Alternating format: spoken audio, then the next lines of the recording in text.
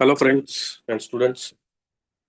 This is Bapu Sir Gaikwad, all India rank 561। जैसे कि आपको पता है कि हम लोग 2011 से लेकर 2025 के पेपर डिस्कस करने वाले थे।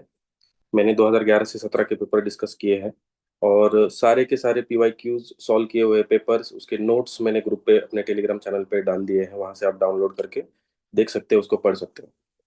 The purpose of this initiative was to understand the pattern of UPSC questions, to understand where the logics and the tricks and the techniques are applied, how they are applied, the observation with respect to the previous year questions and their options, wrong options, then how the wrong options are used to frame questions in further years. Okay, so this is getting very helpful to many students. I'm getting feedback from these students, and many students have solved the papers. Today, we are going to discuss and solve 2023 paper. 2011 से 22 के paper के जितने सारे PY की notes हैं मैंने group पे डाले हैं। एंड आप अगर उसको देखेंगे आपको ये रियलाइज होगा कि इसमें से बहुत सारे क्वेश्चंस रिपीट हुए हैं। या तो थीम रिपीट हुई या फिर वो क्वेश्चन का पैटर्न रिपीट हुआ।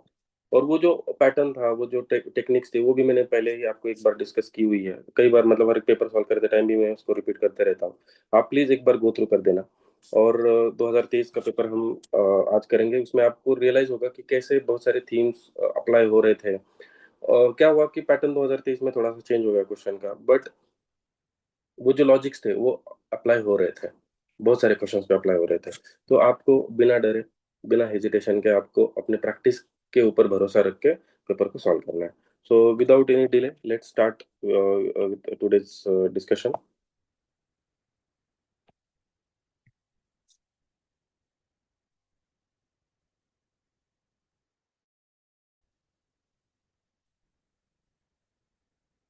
तो first question of 2023।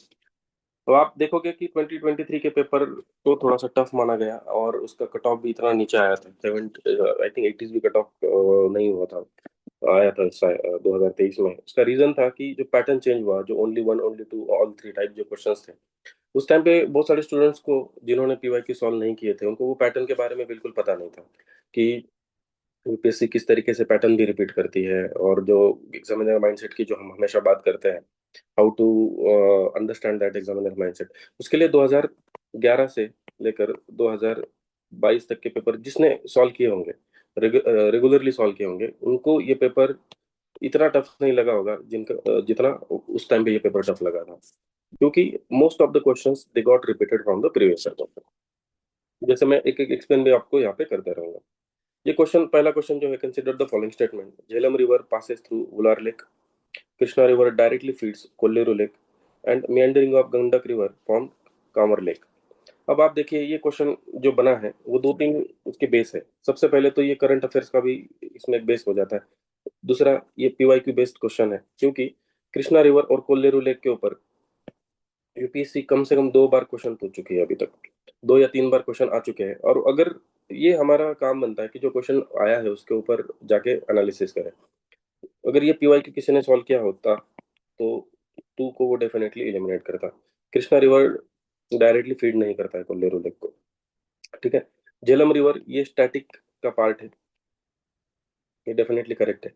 And meandering of the Gandak river from the Kanwar lake, ये काबर ताल जो है उसके उसको लेके ये क्वेश्चन पूछा गया था। इसको, गंडक रिवर जो है वो बुरी गंडक में जाती है, ना कि कांवड़ लेक में। अब ये क्वेश्चन टफ कैटेगरी में आता है। एग्जाम लाइक सिचुएशन में स्ट्रेस होता है हमें, और उस टाइम पे इतने सारे फैक्ट्स याद रहना जरूरी नहीं कि सब कुछ याद आए हमें, और याद भी नहीं रहता। तो ऐसे टाइम पे हमने जो पैटर्न के बारे में देखा है कि जब तीन स्टेटमेंट वाले क्वेश्चन होते हैं, उसमें दो स्टेटमेंट सही होने के चांसेस ज्यादा होते हैं। अब ये जो पैटर्न है उसको कई बार आपको देखने को मिलेगा कि उसमें एक्सेप्शन होते हैं। 10 में से अगर आप सॉल्व करोगे तो कम से कम दो या तीन क्वेश्चन आपको इस तरीके से मिलेंगे जहाँ पे ये पैटर्न काम नहीं करता, ये थंब रूल नहीं है। सारे के सारे क्वेश्चंस में पैटर्न अप्लाई नहीं होता है। तो ये उस एक्सेप्शन वाले क्वेश्चन में आता है जहाँ पे वो पैटर्न अप्लाई नहीं हो रहा है, क्योंकि आगे आने वाले क्वेश्चन में आप देखेंगे जिस तरीके से नॉलेज अप्लाई हो रहा है उसी तरीके से ये पैटर्न भी अप्लाई होता है। तो based on previous year question knowledge, current affairs का नॉलेज, एंड स्टैटिक नॉलेज, ठीक है, हम इस क्वेश्चन को लगा देते हैं। ठीक है, तो only one is the right answer. However in exam like situation अगर आपको बिल्कुल भी नहीं पता है तो कई सारे, जैसे कि आप 4-5 क्वेश्चन ऐसे सॉल्व करते हो तो आप उसमें 2/3 का रूल यूज करके नेट पॉजिटिव ले सकते हो। याद रखना, ये बात मैंने लास्ट के पेपर डिस्कशन करते टाइम भी बोली है, जब भी आप कोई सॉल्विंग ट्रिक्स और लॉजिक्स यूज कर रहे हो तो आपको वो यूनिफॉर्मली अप्लाई करनी है, क्वेश्चन वाइज आपको चेंज नहीं करना है, unless and until you have the knowledge of that question, you have solved previous year question, based on that previous year question you know that which option has to be eliminated। Tricks जो है वो last resort है, उसको first instance में apply नहीं करना है, याद रखना है हमेशा। ठीक है, वो लास्ट रिसॉर्ट है, पहले आपको नॉलेज अप्लाई करना है, प्रीवियस ईयर क्वेश्चन का नॉलेज अप्लाई करना है, और प्रीवियस ईयर क्वेश्चन के बेसिस पे ऑप्शंस का जो एनालिसिस किया है उसको अप्लाई करना है। ठीक है। Question number 2, consider the following pairs. Port is one of the important thing, port के ऊपर कई बार क्वेश्चन यूपीएससी पूछता है। Kamarajar port, first major port in India, registered as a company. Mundra port, largest privately owned port in India, and Visakhapatnam port, largest container port in India। अब इस time पे ये तीनों की इंफॉर्मेशन होना जरूरी नहीं है, बट हमें इतना तो पता है कि जेएनपीटी जो है मुंबई का, it is the largest container port, तो एक को तो हम एलिमिनेट कर सकते हैं। और हमें इतना भी पता है कि 3 ऑप्शन वाले में 2 सही होते हैं, तो ओनली 2 पेयर्स आर करेक्ट है। आपको कामराजार और मुंद्रा पोर्ट के बारे में अगर पता भी नहीं होता फिर भी इसका आंसर हमें सही मिल जाता। अब आप सोचो कि अगर आपने पहले क्वेश्चन में 2 लगा दिया होता और इसमें भी 2 लगा दिया होता, ठीक है, ये यहाँ पे नेट पॉजिटिव जाएगा। ओके, मतलब दोनों क्वेश्चन में इंफॉर्मेशन हमारे पास कम है, फिर भी पैटर्न के साथ अगर जाएंगे तो नेट पॉजिटिव चला जाएगा। Question number 3, consider the following trees. Jackfruit, artocarpus, Heterophyllus, mahua, and teak। How many of the above are the deciduous trees? महुआ और ट्रिक के ऊपर कई बार क्वेश्चन पूछा गया है। फॉरेस्ट सर्वे ऑफ इंडिया का जो रिपोर्ट आता है, state of the forest report, इसके बारे में भी मैंने कई बार डिस्कशन किया है कि types of forest and types of trees के ऊपर यूपीएससी हमेशा एक क्वेश्चन पूछता है। महुआ टिक के ऊपर कई बार क्वेश्चन पूछा, basis on the basis of that knowledge हम उसको टिक कर सकते हैं। Jackfruit is a tropical tree. Okay, so ये डेसिडियस ट्री नहीं, ट्री में नहीं आता है, ओनली 2 इज द आंसर। 2/3 के साथ भी हम जा सकते थे। ठीक है, आंसर आ रहा है हमारा। Next question, question number 4, consider the following statements. India has more arable area than China. The proportion of irrigated area is more in India as compared to China. The average productivity per hectare in Indian agriculture is higher than that in China। अब देखना, ये question China के comparison में हमें पूछा गया है, और हमें इतना पता है कि हमने कुछ बेसिक बेसिक क्रॉप्स और उसके एक्सपोर्ट्स के बारे में देखा है, क्वेश्चन कई बार आता है, तो चाइना इंडिया से आगे रहता है और इंडिया सेकंड पे है बहुत सारे क्रॉप्स में, एक्सपोर्ट में, प्रोडक्शन में। ठीक है, तो वो कॉमन सेंस यूज करके यहाँ पे इस क्वेश्चन को सॉल्व किया जा सकता था। हाउएवर अगर आपको कुछ भी पता नहीं है तो ऐसे क्वेश्चन को आप स्किप भी कर सकते हो, या फिर आप ओनली 2 के साथ भी जा सकते हो, but no where all 3 and none, ये कभी भी आंसर, मतलब बहुत रेयरेस्ट ऑफ रेयर सिचुएशन होगा जब वो कॉम्प्लीमेंट्री स्टेटमेंट्स होंगे, इंफॉर्मेटिव स्टेटमेंट्स होंगे, तभी वो ऑल 3 या फिर नन में हम जा सकते हैं। तो एक 50% हमारे पास करेक्ट करने का चांस था इसमें।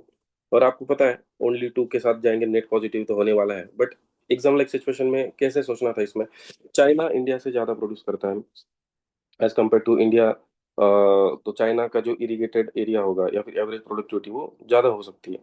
ठीक है, area wise, arable area wise India has more arable area as compare to China. ठीक है, next question number 5, which one of the following is the best example of repeated falls in sea level giving rise to present day extensive marshland? Bhitarkanika UPSC PYQ आ चुका है इसके ऊपर। Marakkanam salt pans, Naupada swamp, and Rann of Kutch. अब भितरकनिका और run of Kutch, ये जो है ये मल्टीपल टाइम क्वेश्चन पूछा गया है। भितरकनिका के ऊपर भी आ चुका है, रन ऑफ कच्छ भी आ चुका है, वाइल्ड एस के ऊपर जो क्वेश्चन पूछा था, और 2011 का अगर आप पेपर देखोगे उसमें भितरकनिका के ऊपर क्वेश्चन है। बट आप अगर हिंदी उसका ट्रांसलेशन देखोगे यहाँ पे, कच्छ भूमि और कच्छ का रन, ये वर्ल्ड एसोसिएशन है यहाँ पे। ठीक है, तो कभी कभी हिंदी भी आपको साइड बाय साइड देखते रहना चाहिए। जैसे हार्ड कॉपी जब आपके पास आती है, लेफ्ट साइड में हिंदी का प्रिंट होगा, राइट साइड में इंग्लिश का प्रिंट होगा, तो अगर आपको कोई भी इंग्लिश में कंफ्यूजन हो रहा है, just go with the Hindi also. Marshland means run of Kutch, तो आंसर उसका यूपीएससी ने भी यही दिया होगा। ठीक है, now next question, ilmenite and rutile abundantly available in certain coastal tracts of India. अब यहाँ पे कैच था, कोस्टल ट्रैक्ट्स ऑफ इंडिया। इन्होंने कुछ मिनरल्स के बारे में यहाँ पे क्वेश्चन पूछा है कि ये इंडिया के कहाँ कहाँ पे मिलता है, कौन से एरिया पे मिलता है। ठीक है, इल्मेनाइट एंड रूटाइल ये इनके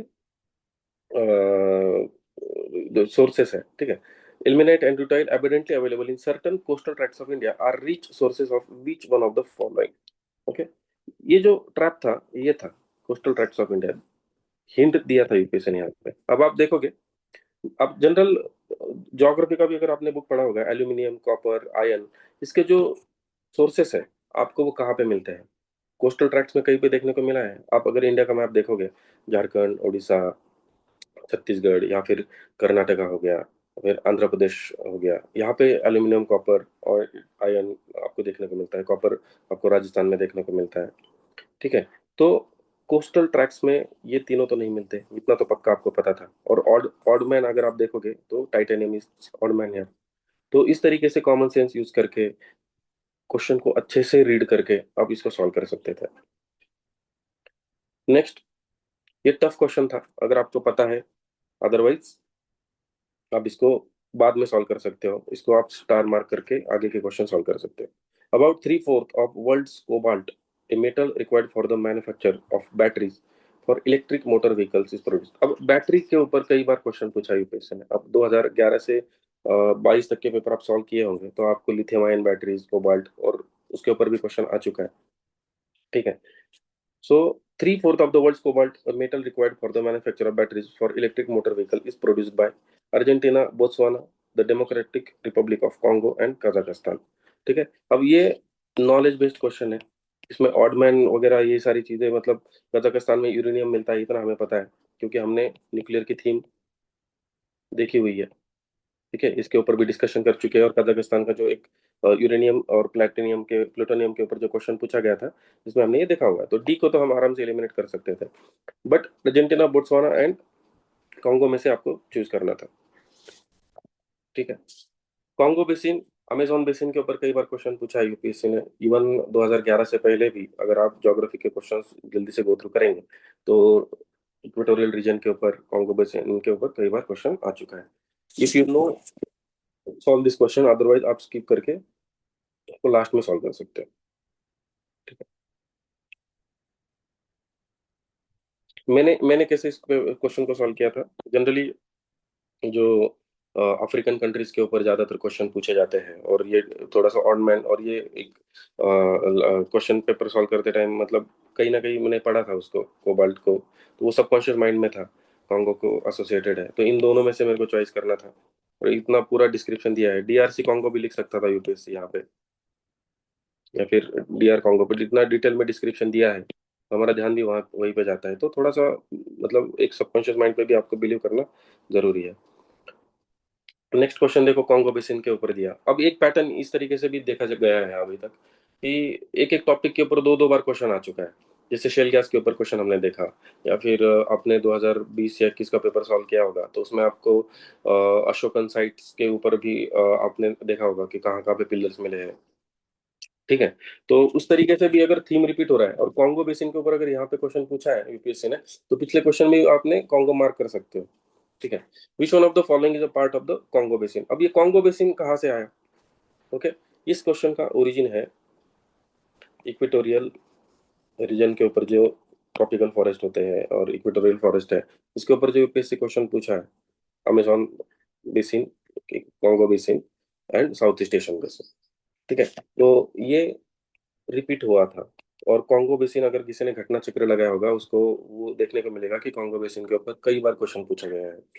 तो जिन्होंने पीवाईक्यूज किया था उसके लिए ये आसान था, बट जिसने पीवाईक्यूज कभी सॉल्व नहीं किए उसके लिए ये क्वेश्चन बाउंसर था। हाउएवर हमें इतना पता है, अगर आपने वर्ल्ड मैप अगर किया होगा, आपको मैंने ये भी सजेस्ट किया है कि world map, continent wise map, और इंपॉर्टेंट रिवर्स आपको करना है। एक एक चीज याद रखना जरूरी नहीं है, but Niger river, Nile river, हर एक कॉन्टिनेंट की जो इंपॉर्टेंट 4-5 रिवर्स और वो कौन कौन से कंट्री से फ्लो करती है उतना आपको देखना है। साउथ सूडान और युगांडा जो है ये नाइल रिवर से एसोसिएटेड है, और नाइल रिवर बेसिन में मैंने यहाँ पे लिखा है Tanzania, Uganda, Burundi, Rwanda, Ethiopia, south Sudan, Sudan, Egypt and Kenya, ये कंट्रीज हैं। ठीक है। नाइजीरिया जो है it is associated with niger river, and Congo basin से एसोसिएटेड है कैमरून। ठीक है। तो बाकी की भी जो कंट्रीज है जो कॉन्गो बेसिन से एसोसिएटेड है वो मैं आपको बताता हूँ। ठीक है। सो कॉन्गो बेसिन बेसिन के एसोसिएटेड टोटल 10 कंट्रीज है। उसमें Democratic Republic of Congo, Cameroon है, Central African Republic, Gabon, Equatorial Guinea. ठीक है। और अंगोला, बुरुंडी, इनका भी कुछ पार्ट उसमें आ जाता है, बट इम्पोर्टेंट जो था वो ये कैमरून यहाँ पे इम्पोर्टेंट था। Next question number 9।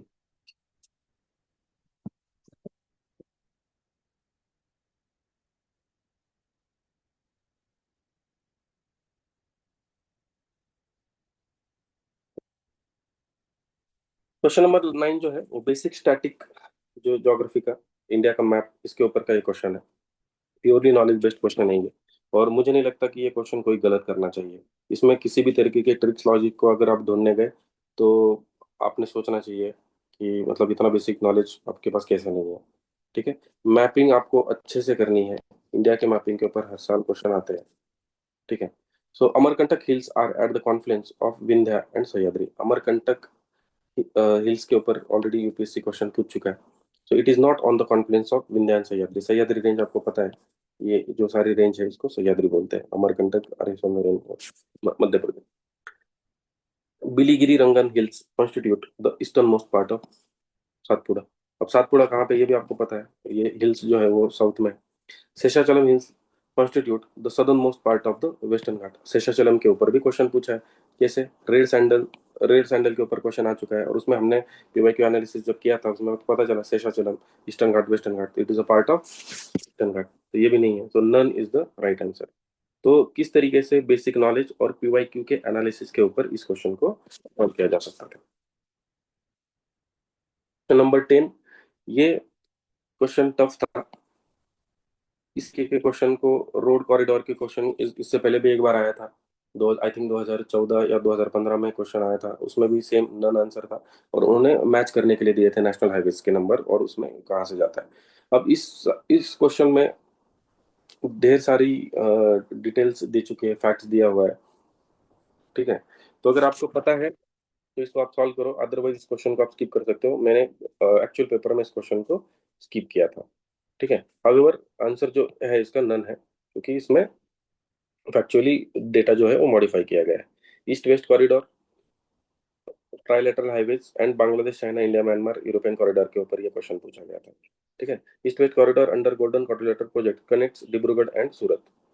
Trilateral highway connects Moreh in Manipur and Chiang Mai in Thailand via Myanmar. Bangladesh China India Myanmar economic corridor connects Varanasi in Uttar Pradesh with Kunming in China. ठीक है। Too many facts. अब ये 2/3 के साथ भी अगर अब जाना भी होगा तो मैंने आपको बताया कि एटलीस्ट 25% नॉलेज आपके पास होना चाहिए, तभी आपका कोई भी लॉजिक या ट्रिक जो है वो काम करेगी। अगर आपको क्वेश्चन के बारे में बिल्कुल पता नहीं है, जीरो नॉलेज है, आपको कोई भी लॉजिक लगाने की जरूरत नहीं है। एटलीस्ट कॉमन सेंस भी अगर वर्क कर रहा है फिर भी आप लॉजिक लगा सकते हो। बट यहाँ पे टोटली फैक्चुअल क्वेश्चन है, यहाँ पे ना कॉमन सेंस लगेगा ना कुछ। अगर नॉलेज है तो सॉल्व करो, अदरवाइज इसको स्किप करो। Question number 11। India, despite having uranium deposits, depends on coal for most of the electricity production. दो स्टेटमेंट दिए हुए हैं। अब देखो ये statement one statement two type के क्वेश्चन आ चुके हैं अभी। इस तरीके के क्वेश्चन 2023 के बाद फिर से आना स्टार्ट हो गया, 24 और 25 में भी बहुत सारे क्वेश्चन आए। ठीक है। ये क्वेश्चन को एक सॉल्व करने का तरीका है कि जब आप इस तरीके से दो स्टेटमेंट लिखते हो यहाँ पे, बिकॉज आप लिख लिख के उसको सॉल्व करो। पहले इंडिपेंडेंटली एक स्टेटमेंट को आपको पढ़ना है, फिर इंडिपेंडेंटली सेकंड स्टेटमेंट को पढ़ना है, और दोनों, तो दूसरा स्टेटमेंट पहले को एक्सप्लेन कर रहा है कि नहीं कर रहा है ये जानने के लिए नीचे बस बीच में बिकॉज ये वर्ड लगा के उसको पढ़ो, अगर वो इंटर रिलेट हो रहा है। ठीक है। तभी आप उस आंसर के साथ जा सकते हो। दूसरा, यहाँ पे हमने दो स्टेटमेंट में देखा है कि एक स्टेटमेंट रॉन्ग होने का चांसेस ज्यादा होता है। वो क्यों रॉन्ग होगा? फिर वो डेटा अगर उसमें है, नंबर अगर दिया हुआ है, एक्सट्रीम वर्ड अगर दिया हुआ है। ठीक है। पहला स्टेटमेंट अगर देखेंगे हम लोग, तो ये कई सुना सुना स्टेटमेंट इसलिए लग रहा है क्योंकि there was question on the thermal power plants, और थर्मल पावर प्लांट्स के ऊपर जब हम पढ़े हैं वाटर ज़्यादा सबसे ज़्यादा कंज्यूम करता है। यूरेनियम के ऊपर भी क्वेश्चन आ चुका है, और इलेक्ट्रिसिटी जो रिक्वायरमेंट्स इसके ऊपर भी क्वेश्चन आ चुका है। तो that this statement is nothing new, ये करेक्ट स्टेटमेंट है, तो दूसरा स्टेटमेंट रॉन्ग होने का चांसेस है। Uranium enrich to the extent of at least 60%। अब जहाँ पे आपको नंबर दिख जाए, आप याद रखना कि वहां पे राउंड फिगर में नंबर दिया हुआ है, ये मॉडिफाई पक्का किया होगा। अब किसी को भी पता नहीं होगा कि ये कितना परसेंट एग्जैक्ट डेटा क्या है इसका, कि यूरेनियम कितना इनरिच करना पड़ता है, किसी को भी नहीं पता होगा। अगर कोई बहुत ही मतलब जिसने पूरी की पूरी किताबें रट के रखी है, 15 बार रिवीजन किया है, तो उसको ये डेटा याद होगा, या फिर इस फील्ड के स्पेशलिस्ट को ये डेटा याद होगा। अदरवाइज इतना छोटा डेटा कैसे याद रह सकता है ना। तो नंबर के साथ मॉडिफिकेशन यूपीएससी करता है, बस इस पे आप भरोसा रखो। तो ये 60% की वजह से स्टेटमेंट रॉन्ग हो जाता है। और आप अगर ऑप्शंस पढ़ोगे, कोई एक स्टेटमेंट रॉन्ग हो गया तो इस क्वेश्चन को सॉल्व करना बहुत इजी हो जाता है, इन दोनों में से एक आंसर हो जाता है उसमें। ठीक है, तो स्टेटमेंट 2 इज इनकरेक्ट, सीधे सीधे आंसर सी आ जाता है। ठीक है, और याद रखना इस दो स्टेटमेंट वाले क्वेश्चन में आपको, जैसे हमारे इससे पहले हमने क्वेश्चन सॉल्व किया है, सेम वही थॉट प्रोसेस रखना है कि दो स्टेटमेंट है तो उसमें से एक रॉन्ग क्यों हो सकता है, उसका रीजन ढूंढना है। वो रीजन अगर आपको मिल गया, आप उसको रॉन्ग करो। और वो रीजंस लॉजिकल रीजनिंग में हमने देखा कि किस तरीके से क्या क्या चीजें चेंजेस होती है, facts, themes, data, ministry, parent organisation, या फिर वर्ल्ड एसोसिएशन, या फिर कॉम्प्लीमेंट्री स्टेटमेंट होगी तो दोनों सेम होंगे, अगर ऑपोजिट स्टेटमेंट होंगे तो दोनों रॉन्ग होंगे। ठीक है, तो उस तरीके से ये सारी चीजें ऑब्जर्वेशन हमें अप्लाई करनी है। Next question, consider the following statement. Statement one, marsupials are not naturally found in India. ठीक है, नहीं पता है हमें। अगर मार्सुपियल भी वर्ड किसी को नहीं पता होगा सपोज, ठीक है, किसी ने नहीं सुना होगा, नहीं पढ़ा होगा मार्सुपियल्स के बारे में। मार्सुपियल्स मतलब जो कंगारू जो होते हैं उनको मार्सुपियल्स बोलते हैं। ठीक है, सपोज नहीं पता है फिर भी, तो आप कंफ्यूज हो गए, आप इसको स्टार मार्क करो, नेक्स्ट स्टेटमेंट पढ़ो। Marsupials can thrive only in mountain grassland with no predator. अब आप देखना, नो प्रीडेटर वाला क्वेश्चन इससे पहले भी आ चुका है, और no predator is extreme word. अगर ये एक्सट्रीम वर्ड है, ऐसा हो ही नहीं सकता कि प्रीडेटर नहीं है। वाइल्ड एस्क में एक क्वेश्चन पूछा था 2011 में, या और इस तरीके से और दो तीन बार क्वेश्चन आ चुके हैं और जिसमें स्टेटमेंट रॉन्ग है। तो इस स्टेटमेंट को अगर हटा देते हैं तो सीधे सीधे सी इसका आंसर आ जाता है, स्टेटमेंट 2 इज इनकरेक्ट। तो स्टेटमेंट 1 के बारे में अगर आपको इन्फॉर्मेशन भी यहाँ पे नहीं थी, फिर भी आप इसको अच्छे से सॉल्व कर सकते थे। ठीक है, देखो इसलिए कुछ लोग रैंडमली बस बोल रहे हैं कि यूपीएससी पैटर्न चेंज कर रहा है, और ये आपको डराने की कोशिश कर रहा है, नहीं ये नहीं लगेगा। आपको आपके प्रिपरेशन पे फेद रखना है।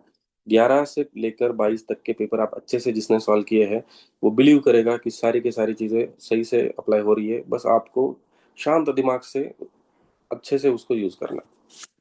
ठीक है, ऐसे कई सारे स्टेटमेंट्स आपको मिलेंगे।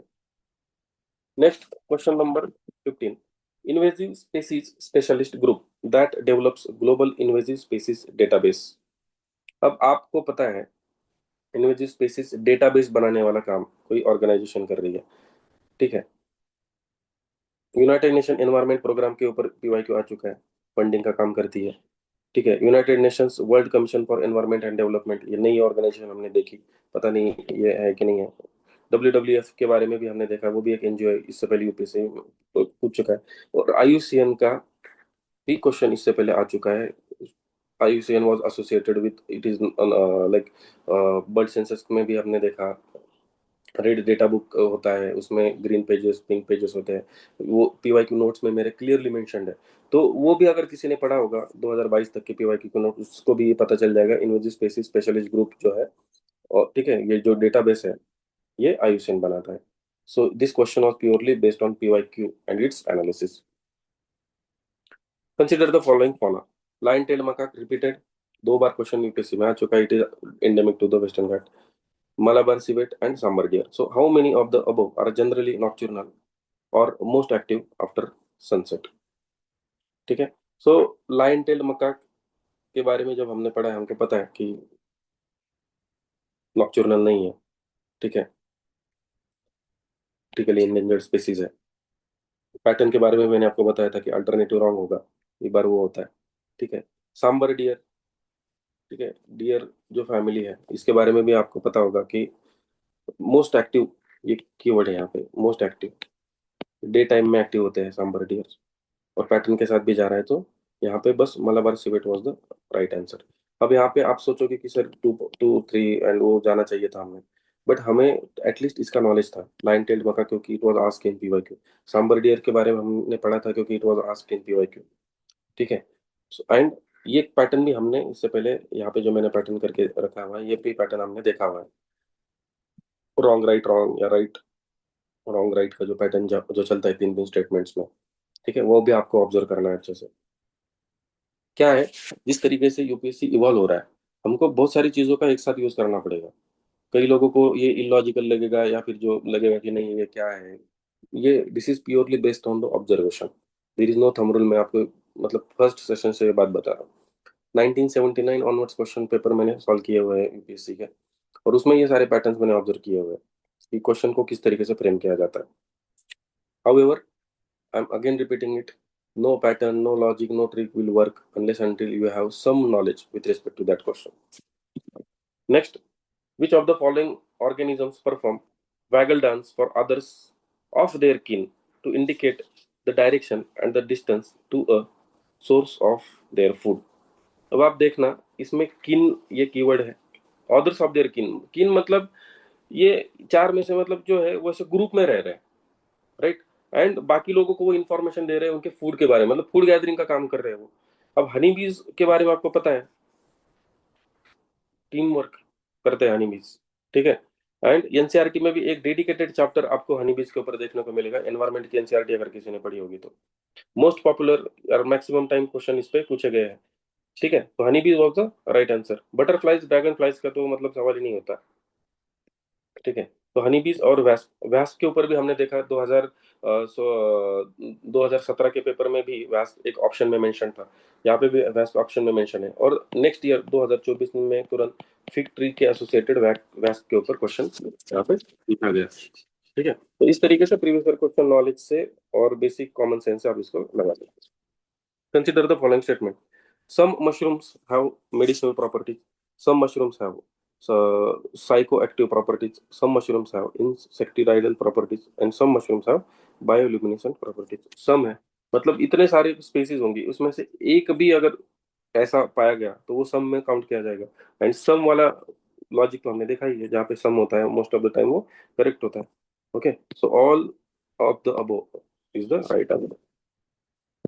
Consider the following statements regarding the Indian squirrel. They build nest by making burrows in the ground. अब आपने स्क्वायरल्स तो हमारे आसपास देखी हुई है हर जगह पे। ठीक है, हमें पता है कि वो पेड़ों पे हमने देखा हुआ है। जमीन के अंदर तो स्क्वायरल्स को नहीं देखा हमने जाते हुए। नेस्ट मतलब उनका घर। ओके, जमीन के अंदर तो घर नहीं बनाती है, तो वन तो डेफिनेटली पता था हमें कि ये नहीं है। इतना नॉलेज तो है। बाकी ये दो चीजें हैं, इसको सॉल्व करने के लिए हम रूल ऑफ मैक्सिमम या फिर 2/3 का यूज कर सकते थे। They store their food material like nuts and seeds in the ground. Informative statement है। स्टोर करने के लिए, रखने के लिए मुझे नहीं लगता कि कोई ये हो सकता है। एंड दे आर ओमनीवेरस, मतलब कोई एक भी अगर उन्होंने सपोज चींटी भी अगर खाई होती तो वो ओमनीवोरस हो जाएगा, या फिर वो फ्रूट्स वगैरह तो खाते ही है। ठीक है, तो ओनली टू मार्क कर किया जा सकता था 2/3 का यूज करके, and this was the right answer. Even UPSC has given this answer. तो I am pretty much sure कि किसी ने इसके बारे में इतना डिटेल में नहीं पढ़ा होगा इंडियन स्क्वायरल्स के बारे में, but by observation of your surrounding और by using the common sense you could have solve this question. और ऐसे कई क्वेश्चन 2024 में 25 में भी आपको अब देखने को मिलेंगे। You have to be very alert. तो घबराना नहीं है, इस तरीके के क्वेश्चन आने के बाद हमारे पास पैटर्न भी है और मतलब कॉमन सेंस भी है। Question number 18. Consider the following statements. Some microorganisms can grow in environments with temperature above boiling point. Some microorganisms can grow in environments with temperature below the freezing point of water. And some microorganisms can grow in highly acidic environment with pH below 3. अब यहाँ पे सम वाला logic है, ये अभी तक तो fail नहीं गया है। सम यहाँ पे भी मैंने लिखा था, तो all three are the right answer. Question number 19. Which one of the following makes a tool with a stick to scrape insects from a hole in a tree or a log of wood? Fishing cat, orangutan, otter and sloth bear. अब आप ये common sense लगा दो, simple सी बात है। औरंगुटन, जो orangutan के बारे में आपने देखा हुआ है कि एप फैमिली से आता है, बंदर जो होते हैं उनको हाथ जो है। किसी को अगर टूल बनाना है तो उसके लिए वो ग्रिप होना जरूरी है हैंड का, और ये ग्रिप इनमें से औरंगुटान के पास तो पक्का होगा। ठीक है, Orangutan was the right answer.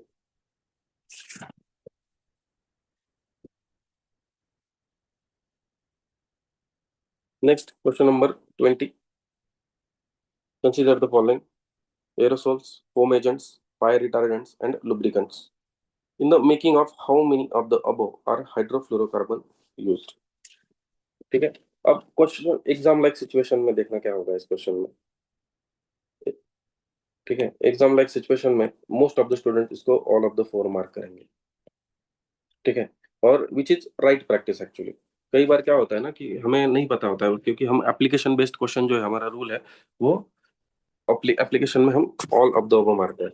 However, aerosols, foam agents, and fire retardants, and hydrofluorocarbons. It was asked in previous year। PYQs के बेस पे ये क्वेश्चन पूछा गया था। ठीक है, और वो नोट्स में भी क्लियरली ये सारी चीजें मेंशन्ड है। सो इसका आंसर सी एंड डी में ही मार्क करना चाहिए, और राइट आंसर इज द सी।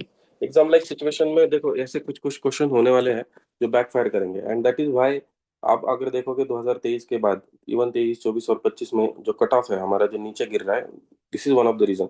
कुछ कुछ क्वेश्चंस के आंसर यूपीएससी थोड़ा सा अलग से भी दे रहा है। कुछ सही आंसर है उसको भी यूपीएससी ने गलत दिया है। 2025 का आंसर क्या आ चुका है, आप तीन चार क्वेश्चन उसमें आपको ऑब्जर्व करने को मिलेंगे। ठीक है, इसका यूपीएससी ने दिया हुआ आंसर ओनली थ्री है। एग्जाम लाइक सिचुएशन में it is very difficult to eliminate this duplicate unless and until you know it by solving the PYQs. Question number 21. Consider the following statements. Statement 1. Interest income from the deposits in infrastructure investment trust in which distributed to their investor is exempted from tax but dividend is taxable. अब ये exemption from the tax type के भी question आ चुके हैं इससे पहले। 2011 से 22 का पेपर का मैजिक है ये। इससे पहले इस तरीके का क्वेश्चन पूछा हुआ है, जब भी exempted from X Y Z is exempted from tax, this was exempted from tax, वो स्टेटमेंट हमेशा रॉन्ग हुए। ठीक है, and just by because of this keyword exempted from tax, interest income from this InvITs are exempted from tax. क्यों, interest के ऊपर तो tax लग सकता है। तो दिस स्टेटमेंट बिकम रॉन्ग, और ये स्टेटमेंट अगर रॉन्ग हो गया तो डायरेक्टली आपको आगे का पढ़ने का जरूरत ही नहीं है, ऐसे ऐसे बस ये सी और डी में ही है एक एक इनकरेक्ट। ओके, तो statement one is incorrect, statement two अपने आप करेक्ट हो जाता है। क्या है statement two? InvITs are recognised as borrowers under securitization and reconstruction of the financial assets and enforcement of the Security Interest Act 2002। अब इसके बारे में आपको ज्यादा पढ़ना है, 1/2 का रूल भी यहाँ पे लग रहा है। ठीक है, तो इस तरीके से मुझे तो लगता है कि इस तरह टाइप के जो स्टेटमेंट बेस्ड क्वेश्चन है वो ज्यादा मतलब इजी है सॉल्व करने के लिए। Next, consider the following statements. Statement 1. In the post pandemic recent past, many central banks worldwide had carried out interest rate hikes। ठीक है, Statement 2. Central banks generally assume that they have the ability to counteract the rising consumer prices via monetary policy में। अब central bank means आप RBI के बारे में सोचो थोड़ा सा। Central bank means various countries central bank, in case of India it is RBI. अब यहाँ पे बीच में आपको बिकॉज लिखना है ऐसे स्टेटमेंट में जब दोनों स्टेटमेंट एक दूसरे के रिलेटेड है। अब इसमें आप इलिमिनेट नहीं कर सकते हो, 1/2 का रूल लगेगा नहीं यहाँ पे। ठीक है, लगना चाहिए, बट ये जो दूसरा स्टेटमेंट है वो पहले स्टेटमेंट को एक्सप्लेन कर रहा है। जनरली सेंट्रल बैंक में आरबीआई, आरबीआई का नाम लिखो यहाँ पे। RBI assume that they have the ability to counteract the rising consumer prices. Monetary policy से ही आरबीआई कंट्रोल करता है ना। मॉनेटरी पॉलिसी मेजर्स है repo, bank rate, repo rate, reverse repo rate, open market operations, various tools RBI use to control the inflation. और pandemic, post pandemic situation ऐसा था कि कितना इन्फ्लेशन था वहां पे। सो ये जो दोनों स्टेटमेंट है they are complementary to each other. तो जैसे कुछ स्टूडेंट्स का डाउट होता है कि दोनों स्टेटमेंट सही कई कब होते हैं, तो दोनों स्टेटमेंट सही तब होते हैं जब वो दोनों एक दूसरे को कॉम्प्लीमेंट्री होते हैं। Okay, so in this case, both the statements are correct, and the two is the correct explanation for the statement one, because ये यहाँ पे because लिख के आप इसको पढ़ो ये कोरिलेट हो जाएगा। Central bank has that ability, that's why central bank has raised the interest rates during the post pandemic to control the inflation। Simple basic economy का नॉलेज इसमें है। इसमें किसी को करंट अफेयर्स भी नहीं पता होता तो भी इसको हम सॉल्व कर सकते थे। Consider the following statements. अब ये एग्जाम लाइक सिचुएशन में थोड़ा सा टफ साइड में जाने वाला क्वेश्चन है, ठीक है। कंसिडर द फॉलोइंग स्टेटमेंट्स, क्योंकि टफ ये क्यों बोल रहा हूँ मैं, एग्जाम में हमारे पास एक क्वेश्चन सॉल्व करने के लिए 2 या 4 मिनट नहीं मिलते हैं, हमें 1 डेढ़ मिनट के अंदर इस क्वेश्चन को सॉल्व करना है। और उस टाइम पे क्या वो स्टेटमेंट पहले स्टेटमेंट से रिलेट कर रहा है नहीं कर रहा है, इसको आइडेंटिफाई करना वो बिना प्रैक्टिस के पॉसिबल नहीं है। स्टेटमेंट देखना है। Carbon markets are likely to be one of the most widespread tools in the fight against climate change. अब ये इंडिविजुअली ये स्टेटमेंट तो करेक्ट है, राइट। जैसे मैंने आपको मेथड बताया स्टेटमेंट बेस्ड क्वेश्चन को सॉल्व करने का, इंडिविजुअली दोनों स्टेटमेंट हम पढ़ेंगे पहले। इंडिविजुअली ये स्टेटमेंट करेक्ट है। कार्बन मार्केट के ऊपर क्वेश्चन भी हमने देखा हुआ है, क्योटो प्रोटोकॉल का क्वेश्चन हमने सॉल्व किया हुआ है, पेरिस क्लाइमेट समिट के ऊपर कितने सारे क्वेश्चन आए वो सॉल्व किए हमने, उसके बारे में एडिशनल इन्फॉर्मेशन हमारे पीवाईक्यू नोट्स में हमने दी हुई है। इंडिया का कार्बन मार्केट के बारे में वो इन्फॉर्मेशन उसमें दी हुई है। तो based on this knowledge the first statement is correct. Individually second statement, carbon markets transfer resources from private sector to the state. Carbon market में क्या होता है, आपने अगर ठीक से पढ़ा होगा, किसी भी प्राइवेट सेक्टर को अगर कोई नई इंडस्ट्री अगर शुरू करनी है फॉर एग्जांपल, तो उसको वो टैक्स देना पड़ेगा, वो इमिशन जो कार्बन सर्टिफिकेट उसको गेन करने पड़ेंगे, और वो जो रिसोर्स है, तो पैसे जो है जो मनी फॉर्मेट मॉनेटरी टर्म्स में होंगे या फिर किसी और इन्वेस्टमेंट टर्म्स में होंगे, वो स्टेट को जाएगा। State means government, state means not just individual state like Maharashtra UP etcetera, state means government. तो इंडिविजुअली ये स्टेटमेंट भी करेक्ट है। अब एग्जाम में क्या होगा, हम इसको एक के साथ ही जाएंगे, कई बार ऐसा होगा कि वो सोचना मुश्किल है, बट आप ध्यान से देखना, carbon market are likely to be one of the most widespread tool in the fight against climate change because carbon market transfer resources from private to, ये थोड़ा हजम नहीं होता। मोस्ट वाइड स्प्रेड टूल होने का reason कुछ और है, इससे क्या होगा, इसमें एमिशन कम होगा या फिर उसमें क्लाइमेट रिलेटेड रीजन होगा, that is why it is most widespread tool and this is a monetary reason.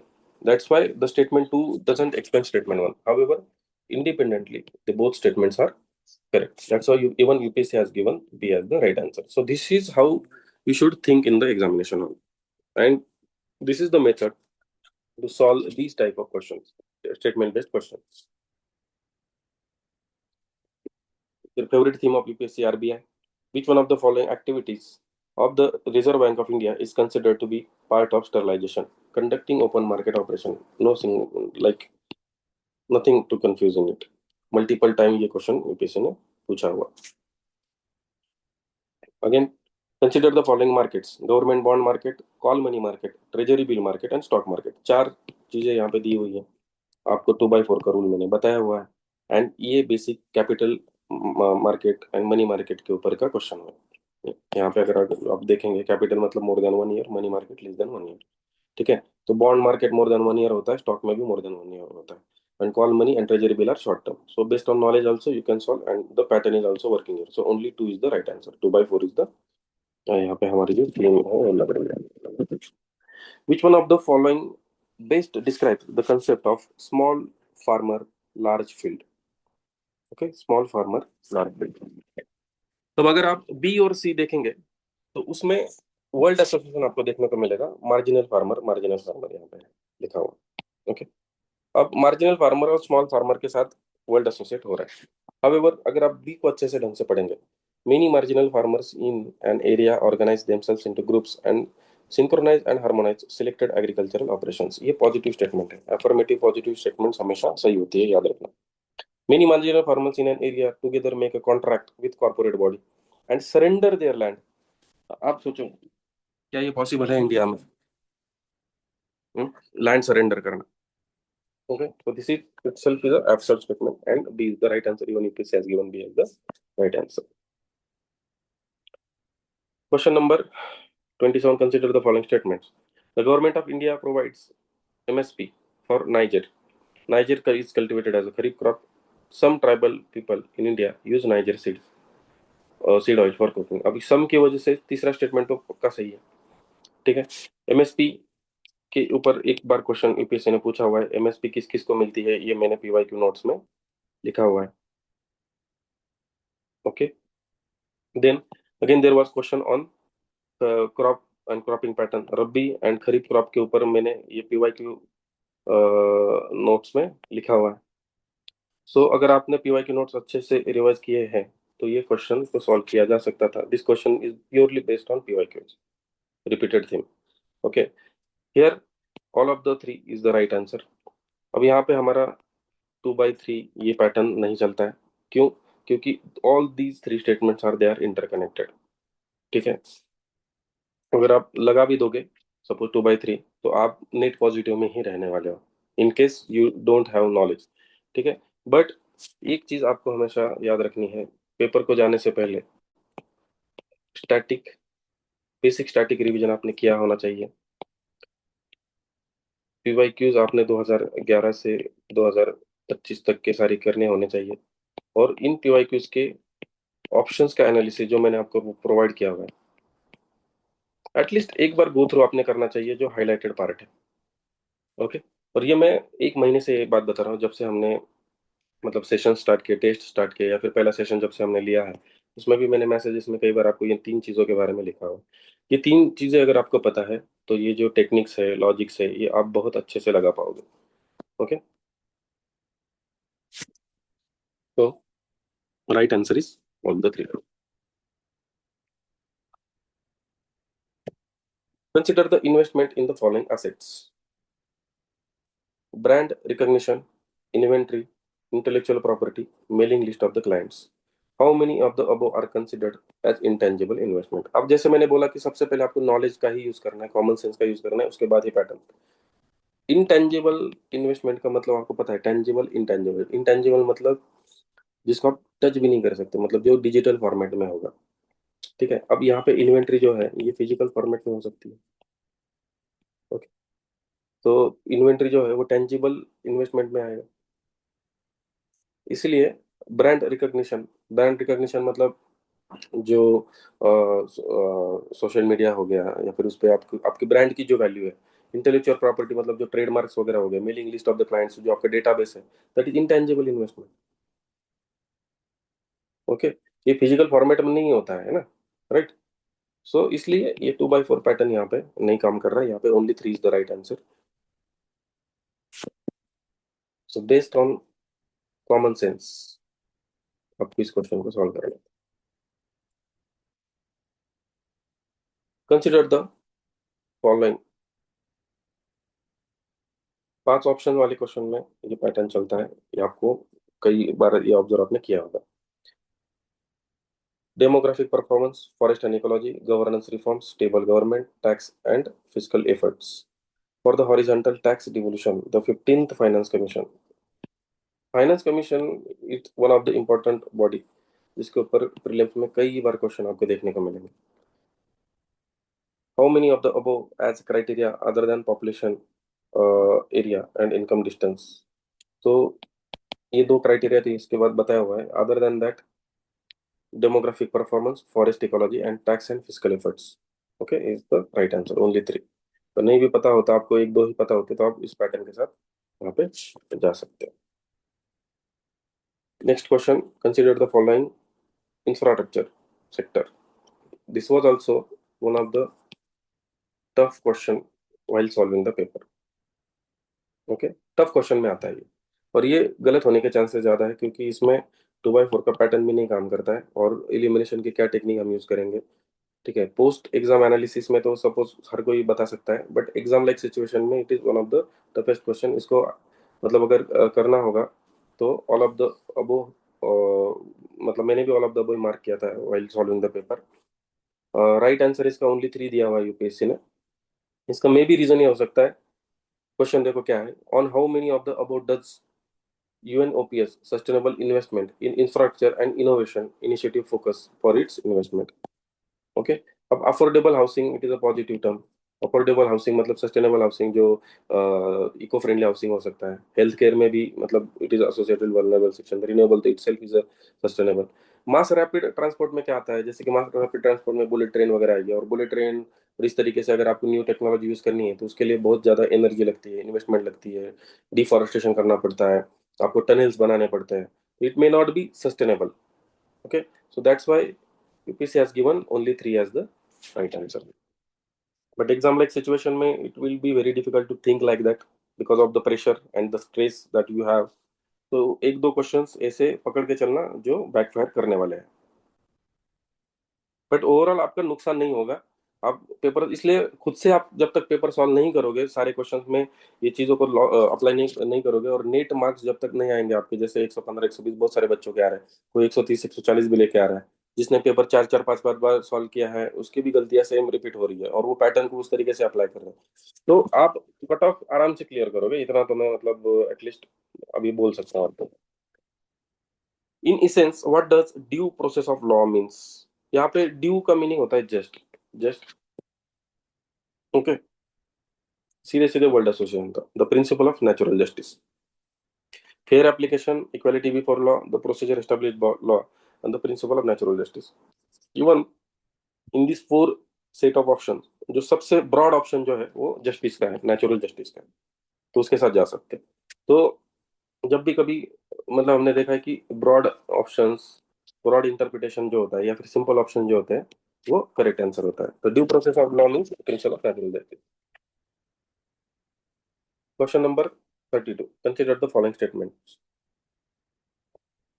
In India prisons are, ये टफ कैटेगरी में आने वाला क्वेश्चन है। 2023 का पेपर इसलिए आप सोचो कि कट ऑफ 80s में क्यों गया होगा उसका, 70, आई थिंक 75 या 80 में कट ऑफ गया है उसका।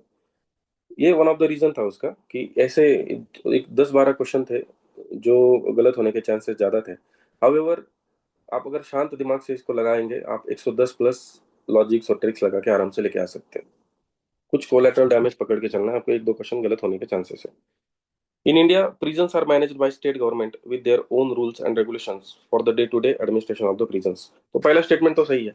और आपने कई बार स्टेट गवर्नमेंट में देखा होगा कि स्टेट गवर्नमेंट्स के जो जुडिशियल एग्जाम्स के आप, सॉरी, स्टेट सर्विसेज के एग्जाम देते हो, तो वहाँ पे प्रिजन सर्विसेज का भी कुछ ऑफिसर्स होते हैं, ओके।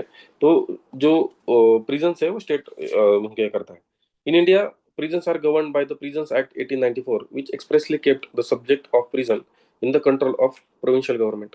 अब यहाँ पे देखो प्रिजन्स एक्ट 1894 ये फैक्ट दिया हुआ है, और प्रोविंशियल गवर्नमेंट, प्रोविंशियल मींस उस टाइम पे जब एक्ट बना था 1894 तो उस टाइम पे प्रोविंस बोलते थे। एंड हमें पता है कि बहुत सारे जो अंग्रेजों के जमाने के एक्ट्स है अभी भी हम उसको यूज कर रहे हैं। सो प्रोविंशियल गवर्नमेंट और स्टेट गवर्नमेंट यहाँ पे कोरिलेट हो रहा है, मैच हो रहा है एक दूसरे के साथ। स्टेटमेंट जो है बिकॉज के साथ अगर हम पढ़ेंगे उसको, तो स्टेटमेंट 2 जो है वो राइटली एक्सप्लेन करता है फर्स्ट स्टेटमेंट को, ठीक है। बट एग्जाम लाइक सिचुएशन में हम ये सोच सकते हैं कि ये इतना पुराना एक्ट है, हो सकता है कि कोई नया एक्ट हो, इसलिए हम उसको एलिमिनेट भी कर सकते हैं, ठीक है। इसलिए ये क्वेश्चन थोड़ा सा टफ हो जाता है। However UPSC has given a as the right answer. 1/2 के रूल के साथ भी आप इसको सॉल्व करोगे, आप नेट पॉजिटिव में रहोगे, ये क्वेश्चन गलत हो जाएगा। But question number 33, which one of the following statement best reflect the chief purpose of constitution of a country। कितनी बार ये क्वेश्चन रिपीट हुआ है, कितनी बार, मतलब हर साल पेपर में आता है, ऐसा भी अगर बोलेंगे तो गलत नहीं होगा। It defines and limits the power of government. Constitution का काम ही वही है, गवर्नमेंट को limitations, constitutional government, limited government, ये क्वेश्चन कितनी बार आ चुका है, what is limited government, right. तो इसको सॉल्व किया जा सकता था वहां से, ये क्वेश्चन ड्रॉप किया यूपीएससी ने। Next question, question number 35, consider the following organization or bodies in India: the National Commission for Backward Class, the National Human Rights Commission, Law Commission, Consumer Dispute Redressal Commission। How many of the above are constitutional bodies? Only the National Commission for the Backward Classes is the constitutional body, so only one is the right answer। Polity के question में आपका knowledge ही prevail होना चाहिए, ठीक है। कोई logic और trick के बारे में सोचना भी मत, पॉलिटी में लग भी जाएगा तो after solving and after knowledge only. Next, consider the following statements.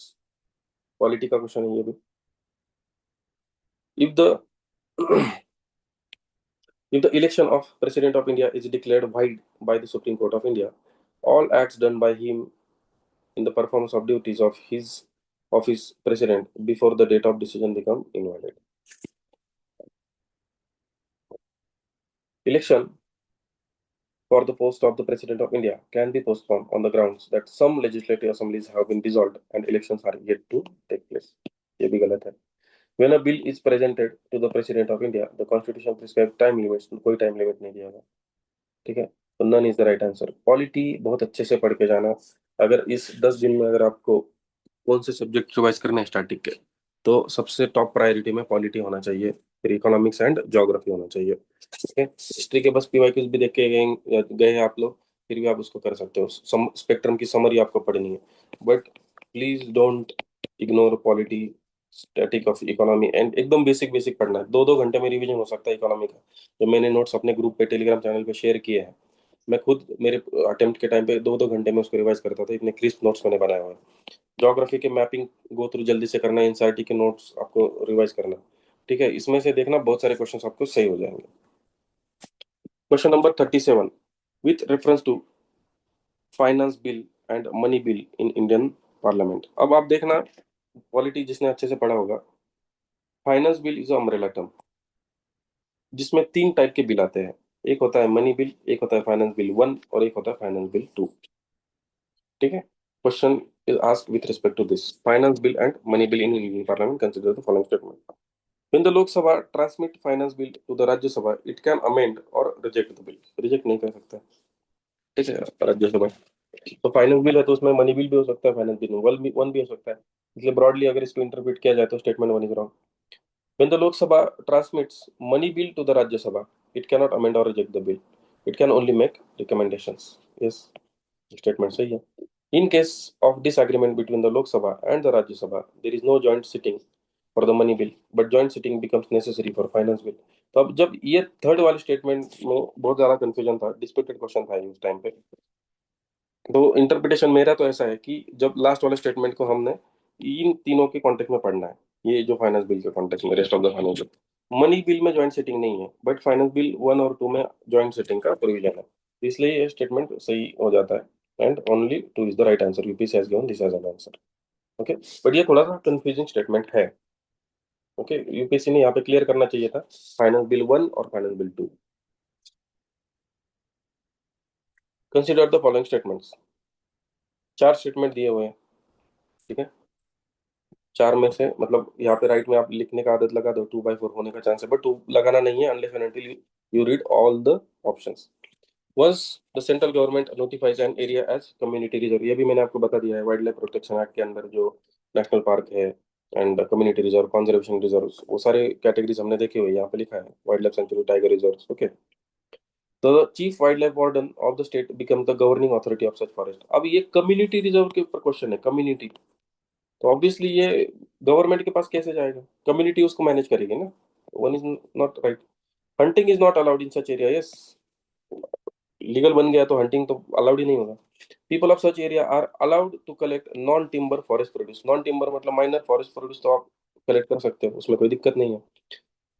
People of such area are allowed traditional agriculture practices, अब ट्रेडिशनल मतलब स्लैश एंड बर्न एग्रीकल्चर, जो harm which is harmful to the environment. ठीक है, इसलिए only 2 is the right answer.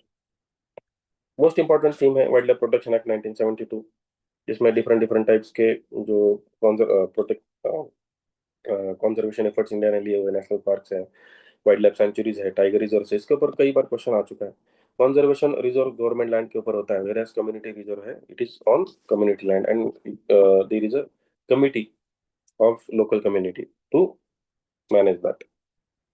Next question, with reference to scheduled areas in India, consider the following statements. Within a state, the notification of an area as scheduled area takes place through an order of president। Previous year question से आप solve करोगे, आपको देखने को मिलेगा कई बार question आया है शेड्यूल एरियाज में, पैसा के ऊपर कई बार क्वेश्चन देखा है हमने, and one is the right answer. Second, the largest administrative unit forming the schedule area is district, and the lowest is the cluster of villages in the block. ठीक है,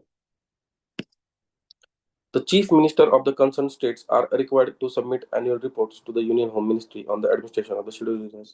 गवर्नर को करना पड़ता है, ये मतलब रॉन्ग स्टेटमेंट है, third statement is wrong, तो बाई 3 भी है हमारे पास। एंड डिस्ट्रिक्ट शेड्यूल एरियाज में होता है, विलेज ब्लॉक्स होते हैं, पंचायत पैसा, ये सब हमने पढ़ा हुआ है, इसलिए only 2 is the right answer. Next, the Supreme Court of India has held in some judgments that the reservation policies made under Article 16 Clause 4 of the Constitution of India would be limited by Article 335 for maintenance of efficiency of administration। Statement 2, suppose ये statement आपको उस time पे याद नहीं आ रहा है, ठीक है, इतना डिटेल में it is not humanly possible to remember each and everything. Second statement में आपको इजी करके दिया यूपीएससी ने। Article 335 of the constitution of India defines the term efficiency of administration. अब जब ये डिफाइन ये टर्म आता है, define by the constitution, most of the time ये रॉन्ग स्टेटमेंट है, याद रखना। कॉन्स्टिट्यूशन में प्रोविजन से बहुत सारी चीजों का डेफिनेशन आपको नहीं मिलेगा कॉन्स्टिट्यूशन में। इंडिया का कॉन्स्टिट्यूशन वर्ल्ड का सबसे बड़ा रिटर्न कॉन्स्टिट्यूशन है, ठीक है, but you will not find the definition. और मोस्ट ऑफ द टाइम जितने क्वेश्चन पूछे यूपीएससी ने कि constitution of India defines this term, ये सब डेफिनेशन वगैरह का जो होगा वो इनकरेक्ट होगा, और इसके वजह से ये थर्ड जो है option option number she was the right answer. Statement two is correct, sorry statement two is incorrect, statement one is correct. तो आंसर मिल जाता है, वेदर यू नो और you don't no, you will arrive at your answer by using this observation in the previous year questions. In which one of the following region was Dhanyakataka, which flourished as the prominent Buddhist center under the Mahasanghikas located? ये question repeat हुआ है 2022 के question से, जहां पे अजंता का question पूछा गया था एंड वाघोरा रिवर के बारे में पूछा गया था। ओके, उसी में ऑप्शन में अमरावती ऑप्शन था। ओके, और उसके बारे में अगर आप रिवर्स इंजीनियरिंग करोगे, आप ज्यादा डिटेल में जाओगे, तो आपको पता चलेगा अमरावती आंध्र प्रदेश में है, एंड वहां पे ये धान्य कटकास एंड महासंगिकास का सेट आपको देखने को मिलेगा। तो Andhra was the right answer. तो this was purely based on UPSC past year question 2022 का जो क्वेश्चन था, उसके ऑप्शन से बना के इस क्वेश्चन को फ्रेम किया गया था। With reference to ancient India consider the following statement. Culture का क्वेश्चन है, ऑल ऑफ द थ्री कभी होंगे नहीं, रेयरेस्ट ऑफ रेयर टाइम पे होंगे, कोई एक क्वेश्चन ऑप्शन होगा जो गलत होने का चांस है, दो भी हो सकते हैं बट मैक्सिमम टाइम एक ही होगा।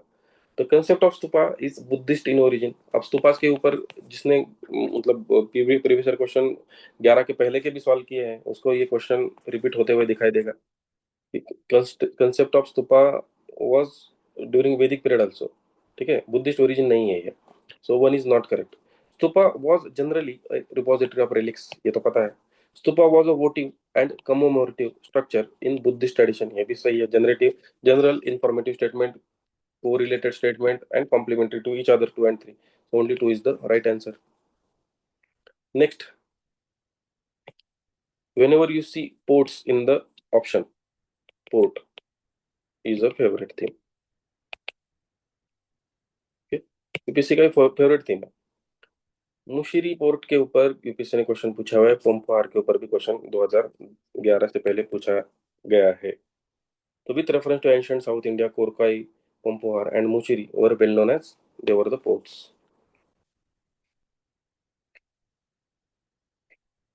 So this was based on PYQ. Which one of the following explains the practice of Vatta Kirutal as mentioned in the Sangam poems? अब ये क्वेश्चन मैंने कैसे सॉल्व किया था पेपर में। हमने ये देखा हुआ है कि एलसीएम या फिर हम देखते हैं ना कि कॉमन फैक्टर जो होते हैं दो स्टेटमेंट में, उन दोनों में से एक आंसर होगा। पहला statement kings employing women bodyguards, and last वाला स्टेटमेंट भी देखना, a king defeated in the battle of committing ritual suicide by starving himself to death. ठीक है, अब Vadakkiruttal as mentioned in Sangam poets. Sangam में हमें पता है कि वॉरियर्स के बारे में और उसके बारे में पोएम्स है। ओके, और लास्ट वाला जो एक्सप्लेनेशन है, it shows something like great great greatness of that king, कि वो कितना शूरवीर था। King defeated in a battle committing ritual suicide, मतलब वो जिम्मेदारी ले रहा है कि वो हार गया by starving himself to the death. Battle battle के ऊपर भी बात है, तो जो वॉरियर और वॉर्स के ऊपर जो संगम पोएट्री में मेंशन है, इससे हम इसको सॉल्व कर सकते थे। और आई 50-50% कहाँ से कैसे हम आए, ये दोनों में से एक हो सकता है, because of this common word king. Consider the following dynasties. How many of the above dynasties established their kingdoms in early 8th century? UPSC ने अभी इस टाइप के क्वेश्चंस को ओपन किया है। पहले इससे पहले आप देखोगे ना कि होयसाला, ये गढ़वाल, काकतिया, यादवास, इनके ऊपर क्वेश्चन बहुत रेयरली पूछा जाता था। मौर्यास, गुप्तास के ऊपर ज्यादातर क्वेश्चन आते थे, बट अर्ली मिडाइवल पीरियड पे अभी क्वेश्चन आना स्टार्ट हो गया है। And this was just a beginning, और इसके लिए आपको बस टाइमलाइन एक बार देख लेनी है। Just go through the timeline, और जो जो एम्पायर्स के बारे में अब मेंशन किया जा रहा है, उसके ऊपर आपको जानना जरूरी है। अब जैसे हमारा जो लॉजिक है 2/4 का, ठीक है, बट वो 2/4 कब लगेगा? Unless and until you know at least 25%। अगर आपको इसमें से कुछ भी पता नहीं है तो आप नहीं मार्क कर सकते हो। Hoysalas was during period of 1026 to 1343. Garhwal between 11th to 12th century. काकतियास काकतियास के ऊपर भी सवाल आ चुका है कई बार। यादवास 850 से लेकर 1334 तक थे। ठीक है, तो how many of the above dynasties establish their kingdoms in early 8th century. Early eight मतलब 700 से 800 के दरमियान। सो इसमें से कोई भी नहीं है, नन इज द आंसर। ये रेयर क्वेश्चन है, ये थोड़ा सा टफ में भी जाएगा unless and until you know the timeline can not solve this question. तो ऐसे क्वेश्चन को आप स्किप भी कर सकते हैं। This was repeated with reference to ancient Indian history consider the following pairs. मैंने आपको मेरा नोट शेयर किया हुआ है थीम का, एंशिएंट मिडाइवल एंड कल्चर का। अगर आपने उसको गो थ्रू किया होगा आपको ये सारी चीजें देखने को मिलेगी। ठीक है, मिलिंद पन्ना के ऊपर क्वेश्चन ऑलरेडी यूपीएससी पूछ चुका था and it was written by Nagasena not Nagarjuna. ये वहां पे मेंशन है तो 3 इज नॉट करेक्ट। 2/4 वाला लॉजिक हमारा यहाँ पे है, इतना तो मुझे पता था। ठीक है, तो आंसर में 4 तो पक्का होगा और दोनों में से एक होगा। देवी चंद्रगुप्तम जो है विशाखा दत्त ने लिखा हुआ है, ये भी यूपीएससी ने ऑलरेडी पूछा हुआ है, पीवाईक्यू का पार्ट है ये, तो इसको भी हम कट कर सकते हैं।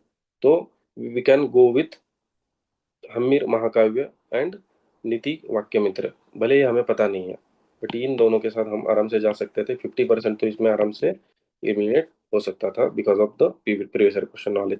But we know the pattern 2/4 so we can go with only 2। Pattern भी मैच हो रहा है, सिमेट्री भी यहाँ पे मैच हो रही है। And next time you can read more about the Devi Chandraguptam किसने लिखा है, बिल्हन इन्होंने क्या लिखा है, सोमदेव सूरी जो जैन लिटरेचर के हैं उन्होंने और कौन कौन सी चीजें लिखी है, नागार्जुना वो कौन से सेक्ट से एसोसिएटेड है।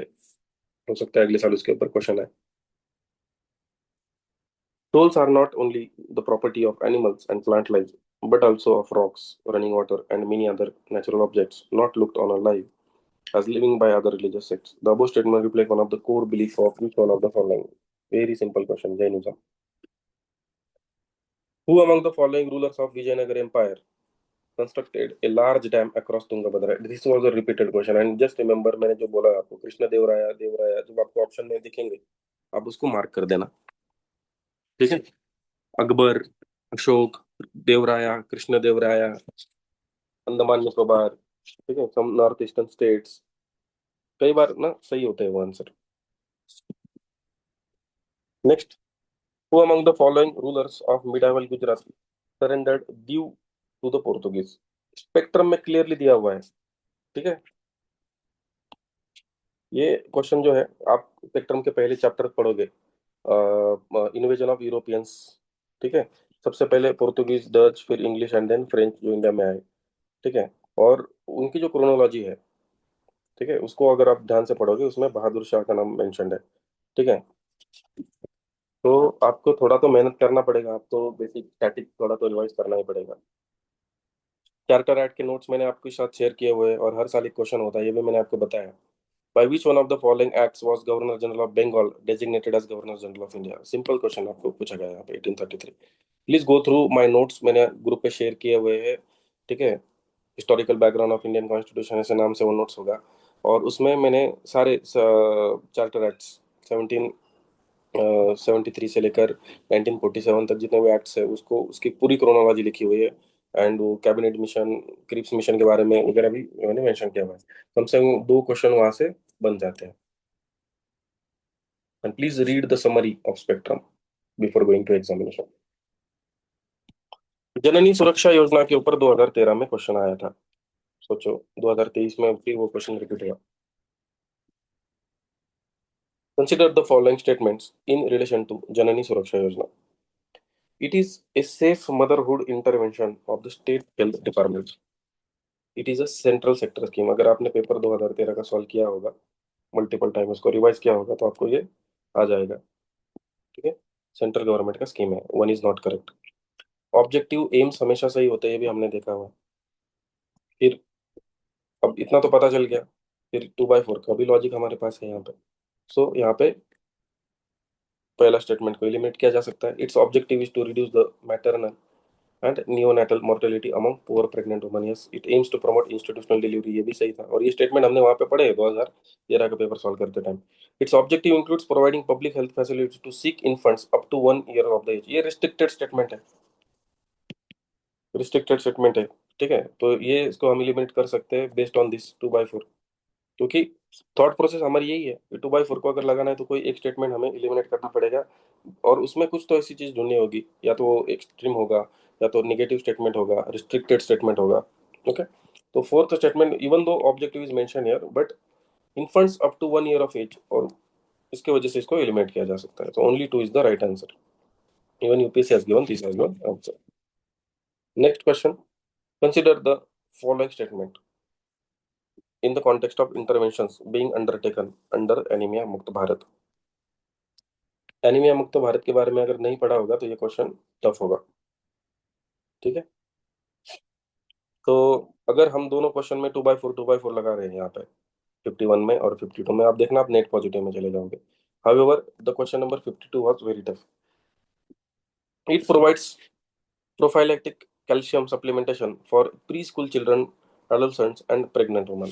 आपको पता है कि एनीमिया जो होता है आयरन डेफिशिएंसी की वजह से होता है, तो सप्लीमेंट जो मिलता है आयरन सप्लीमेंट्स दी जाती है नॉट, ठीक है। वन कैन बी एलिमिनेटेड, यहाँ पे मल्टीपल फैक्ट्स भी दिए हुए हैं, तो वहां पे हम डाउट ले सकते हैं। Second, it runs a campaign for delayed cord clamping at the time of child birth, तो ये एक्चुअली सही स्टेटमेंट है, ठीक है। It provides for periodic deworming of the children and adolescents, ये भी सही स्टेटमेंट है। It addresses non nutritional causes of anaemia in endemic pockets with social special focus on malaria, haemoglobinopathies and fluorosis, ठीक है, ये भी सही स्टेटमेंट था। Only 3 is the right answer. ये टफ क्वेश्चन में आता है, अगर आपको नहीं पता है इसमें आप इसको स्किप कर सकते हो, और एग्जाम में अगर आपको टाइम नहीं बचा 2/4 लगा सकते हो, नेट पॉजिटिव में रहोगे, भले ही ये क्वेश्चन गलत होगा। जैसे मैं इससे पहले भी आपको बता चुका हूँ, there would be some 10 to 12 questions, okay, जहाँ पे पैटर्न काम नहीं करने वाला। तो आप बहुत सारे बच्चे मैसेज कर रहे हैं सर इस क्वेश्चन में पैटर्न नहीं लग रहा है। 100% क्वेश्चन में, सारे के सारे क्वेश्चन में पैटर्न और ये सारी चीजें कभी नहीं लगती, there has to be some. और इसके लिए मैंने स्पेशल वो मैसेज भी कल ग्रुप पे डाला था, क्योंकि बहुत सारे बच्चे मेरे को कंटिन्यूसली मैसेज कर रहे थे।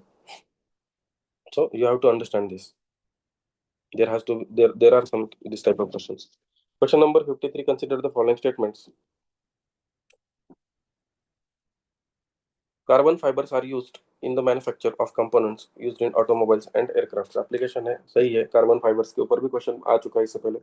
Carbon fibres use once used can not be recycled, not use किया, ओके, रिस्ट्रिक्टेड बना दिया स्टेटमेंट, तो 1/2 भी आपको पता है, तो सेकंड स्टेटमेंट रॉन्ग होने का चांस है ज्यादा। One only is the right answer. Repeat हुआ है, कार्बन नैनो ट्यूब्स के ऊपर क्वेश्चन आ चुका है, okay. Question number 54, it is an science and tech application based question. Science and tech के जब एप्लीकेशन के क्वेश्चन आते हैं तो most of the time all of the above answer होता है उसका, बट एक बार बस आपको ये देखना है क्या वो एप्लीकेशन कोई एब्सर्ड तो स्टेटमेंट नहीं है उसके अंदर, कोई एक्सट्रीम या फिर कुछ निगेटिव स्टेटमेंट तो नहीं है, ठीक है, ब्लाइंडली नहीं लगाना है।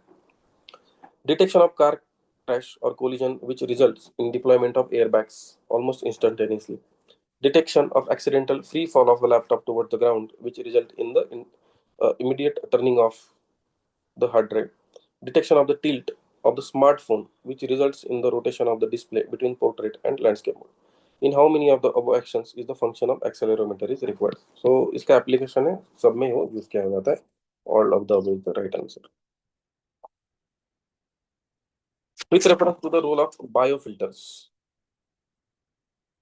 इन recirculating aquaculture system, अब देखना ये क्वेश्चन बहुत मजेदार है। Biofilters provide waste treatment by removing uneaten fish feed. Waste water treatment is, आपको मैंने बताया था, waste water treatment is one of the important theme which gets repeated so many time. इससे पहले भी आ चुका है, मेंस में भी आ चुका है, और जिसने 2011 के आगे के पेपर सॉल्व किया है उसको ये नोटिस भी हुआ होगा। So biofilters provide waste treatment by removing uneaten fish feed, correct है ये। Biofilters convert ammonia present in fish waste to nitrate, so this is also a positive statement। biofilter increases phosphorus as nutrient for fish। phosphorus जो है it is a waste material and biofilter increase नहीं करता, इसको decrease करता है, ठीक है। so biofilter decreases the phosphorus, okay, तो ये स्टेटमेंट यहाँ पे रॉन्ग हो जाता है, 2/3, only 2 is the right answer. Consider the following pairs. Nebula के बारे में सबने पढ़ा होता है। Nebula is a giant cloud of dust and gas in the space. Okay, whereas Cepheids are the stars which brighten and dim periodically. तो यहाँ पे इन्होंने अल्टर किया था। Pulsar is the neutron star. Okay, pulsar and magnetars are the type of neutron star. So only one is the right answer. Space, space के बारे में आपने पढ़ना है। ड्वार्फ स्टार की जो लाइफ होती है, and formation of the star, formation of the planets, various processes, black hole के बारे में आपको पढ़ना है। इसके ऊपर मैंने जो मेरे नोट्स है उसमें मैंने इमेज वहां पे दे रखी है, वो प्लीज आप देख लेना कौन कौन से ऑब्जेक्ट्स है उसमें। उसमें क्वेश्चन आता है कई बार। Which of the following countries has its own satellite navigation system. 2018 में क्वेश्चन आया था आईआरएनएस के ऊपर। उससे पहले 2017 में जो satellite navigation system was in option, 2018 में डायरेक्टली क्वेश्चन उसके ऊपर आया, और 2018 से इंस्पायर होकर ये क्वेश्चन यहाँ पे पूछा गया। आप 2018 के मेरे नोट्स पढ़ोगे, उसमें आपको ये देखने को मिलेगा कि सैटेलाइट नेविगेशन सिस्टम कौन कौन से कंट्रीज में है। Okay, so which of the above following countries has its own satellite navigation system. इसका राइट आंसर जापान है। And what was the source? 2018 का previous year paper. Apart from Japan, USA, Russia, China, European Union has its own satellite navigation system। और उसका नाम क्या है ये भी मैंने अपने 2018 के नोट्स में लिखा हुआ था, आप देख सकते हैं। तो based on PYQ this question can be solved. Next, consider the following statement. ये साइंस एंड टेक का स्टैटिक के पार्ट के ऊपर पूछा गया सवाल है। Okay, you have to apply your knowledge first. अगर नॉलेज काम नहीं कर रहा है तो हम 1/2 लगाएंगे। Ballistic missiles are jet propelled at subsonic speeds throughout their flights, while cruise missiles are rocket propelled only in the initial phase of flight. Okay. Agni 5 is a medium range supersonic cruise missile, while BrahMos is a solid fueled intercontinental ballistic missile. अग्नि के ऊपर सवाल आ चुका है, ballistic missiles के ऊपर सवाल आ चुका है। ओके, तो यहाँ पे जो अग्नि एंड ब्रह्मोस का डिस्क्रिप्शन उन्होंने अल्टर किया, और same happened in the statement 1। ठीक है, तो both the statements are wrong, neither is the answer। Cruise missile, ballistic missile की जो बेसिक थिंग्स है वो आपको पढ़नी है। Question number 59, consider the following statements regarding mercury pollution. Gold mining activity, gold mining activity is a source of mercury pollution in the world। Informative statement. Cold based thermal power plant cause mercury pollution, ये भी हो सकता है, ये भी हमने देखा हुआ है कोल्ड थर्मल पावर प्लांट के ऊपर question. There is no non safe level of the exposure to the mercury. अब ये नो नॉट जहां पे यूज किया जाता है, स्टेटमेंट को नेगेटिव बनाया जाता है, that statement become wrong. Okay, and only 2 is the answer. 2/3 के साथ भी ये स्टेटमेंट सही हो रहा है। If have given the answer 0.01 microgram per metre cube.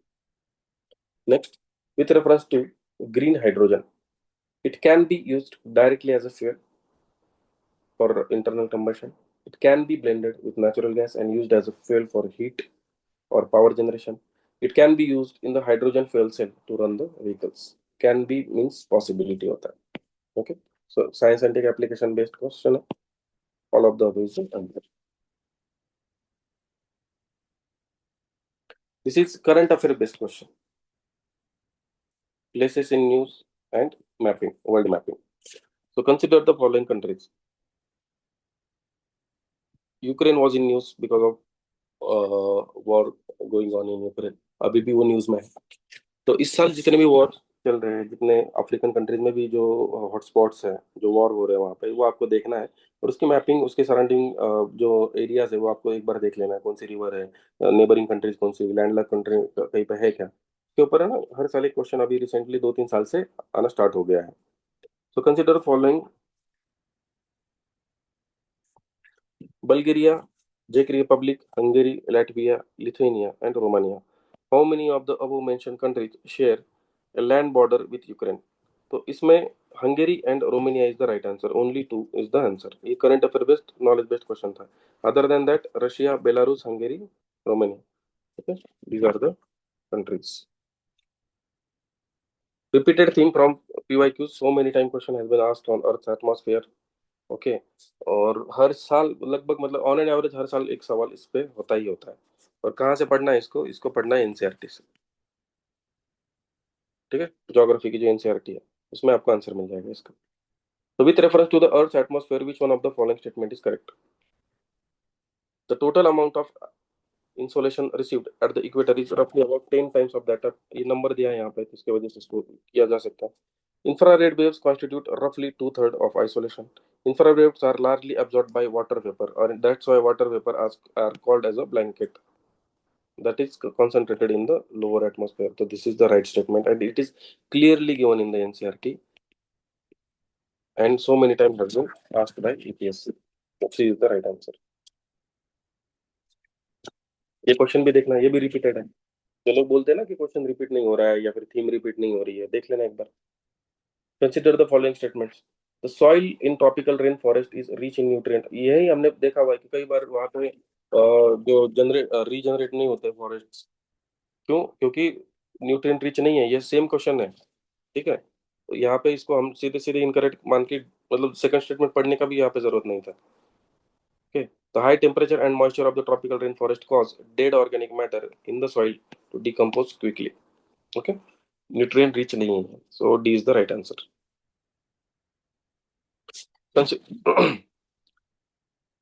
Consider the following statements. Statement 1.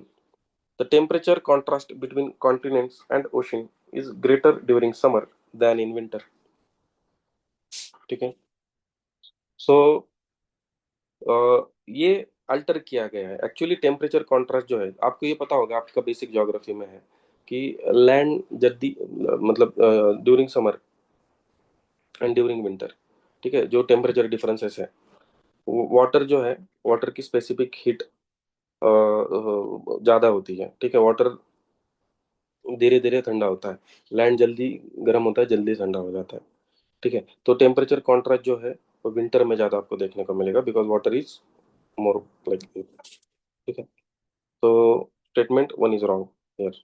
1/2 भी यहाँ पे काम कर रहा है. Next question number 65. Basic NCERT से पूछा गया ये सवाल है. एनसीईआरटी का अब अर्थक्वेक का चैप्टर देखोगे, सीधे सीधे आपको इसको देखने को मिलेगा. ठीक है.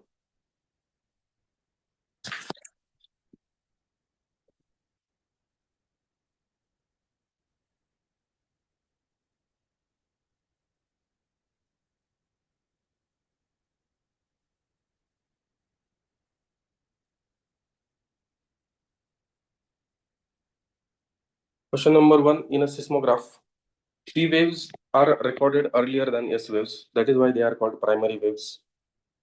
In P waves, the individual particles vibrate to and fro in the direction of the wave propagation, whereas in S waves, the particles vibrate up and down at right angles to the direction of the wave propagation. तो ये दोनों statement knowledge के basis पे आप इसको solve कर सकते हो. Both the statements are correct. So P waves acts like a sound waves, whereas S waves act like a light waves. Next question. With reference to coal-based thermal power plants in India. देखो कई बार question repeat हो रहा है. हर साल एक या दो बार इस पे क्वेश्चन पूछा जाता है. None of the them uses sea water. None of them is set up in the water state district. None of them is a privately owned. अब ये एक्सट्रीम स्टेटमेंट्स हो गए. जैसे सम वाले क्वेश्चन हमने देखे हैं. It is just like that. तो none is the right answer. Wolbachia method is sometimes talked about with reference to which one of the following. अब देखना 2022 में क्वेश्चन लेमन ग्रास के ऊपर पूछा गया था. And it is with respect to mosquitoes. Mosquito repellent was the theme of that question. Okay. And mosquito Aedes aegypti के ऊपर इससे पहले भी कई बार क्वेश्चन पूछे गए, जीका वायरस एंड जो diseases caused by this insects, ये थीम था हमारा क्वेश्चन का। और इसके वजह से रिपीटेड थीम और पीवाईक्यू के बेसिस पे इसको सॉल्व किया जा सकता था। Controlling the viral disease spread by mosquitoes was the right answer. Question number 68, consider the following activities: spreading finely ground basalt rock on farmland extensively, increasing the alkalinity of oceans by adding lime, capturing carbon dioxide released by various industries and pumping it into abandoned subterranean mines in the form of carbonated waters. This is repeated thing. 2 to 3 times it has been repeated. Okay. However, there was this word extensively. Because of it, you can eliminate the first statement. So in exam like situation, you can definitely go for it. But ये question गलत होगा, UPSC has given all three as the answer. But क्या होता है ना कि जैसे हमने डिसाइड किया कि एक्सट्रीम वर्ड्स हो गए, एडजेक्टिव्स हो गए, उसको हमें एलिमिनेट करना है। एक्सट्रीम एक्सटेंसिवली की वजह से एग्जाम में हमें इतना लिबर्टी नहीं मिलेगा सोचने का, इतना टाइम नहीं मिलेगा कि यहाँ पे हम लोग जैसे एग्जाम हॉल में नहीं है तो सोच पा रहे हैं कि ये आंसर सही हो सकता है वगैरह। ठीक है, तो एक्सट्रीम वर्ड वाला जो स्टेटमेंट है जो यहाँ पे फेल हो रहा है, तो ये भी एक एक्सेप्शन एज अ क्वेश्चन माना जा सकता है। Question number 69, aerial metagenomics best refer to which one of the following situation. ये वर्ल्ड एसोसिएशन के द्वारा सॉल्व किया जाने वाला क्वेश्चन था। Collecting DNA samples from air in a habitat at one go. Aerial air के साथ मैच हो रहा है, मेटाजेनोमिक्स मतलब डीएनएस। ठीक है, सीधे सीधे आंसर इसका आ रहा था। बाकी के ऑप्शंस आप देखेंगे, थोड़ा सा वियर्ड ऑप्शंस है उसमें बने हुए। Microsatellite DNA is used in case of which one of the following? Studying the evolutionary relationship among various species of fauna, stimulating stem cells to transform into diverse functional tissues. अब stem cells के ऊपर एक question already हमने solve किया हुआ है, stem cell tissue culture और cloning के ऊपर कितनी बार क्वेश्चन आ चुका है, तो वहां पे तो हमने माइक्रोसैटेलाइट डीएनए के बारे में नहीं पढ़ा था। ठीक है, promoting clonal propagation of horticultural plants, ये भी क्वेश्चन हमने 2000 आई थिंक 2014 या 15 के पेपर में इसको हमने देखा हुआ है। क्लोनल प्रोपोगेशन, वेजिटेटिव प्रोपोगेशन, ठीक है, इसके ऊपर क्वेश्चन आ चुका है, तो वो उसमें भी माइक्रोसैटेलाइट डीएनए के बारे में हमने नहीं पढ़ा। Assessing the efficacy of drugs bye conducting series of drug trials in a population. अब ये देखना, इन दोनों में से माइक्रोसैटेलाइट डीएनए डीएनए की जो बात हो रही है वहां पे, ये more associated with option A, studying the evolutionary relationship among various species of fauna। ठीक है, ये कैसे चेंजेस हो रहे हैं उनके डीएनए। तो this is the power of PYQs actually.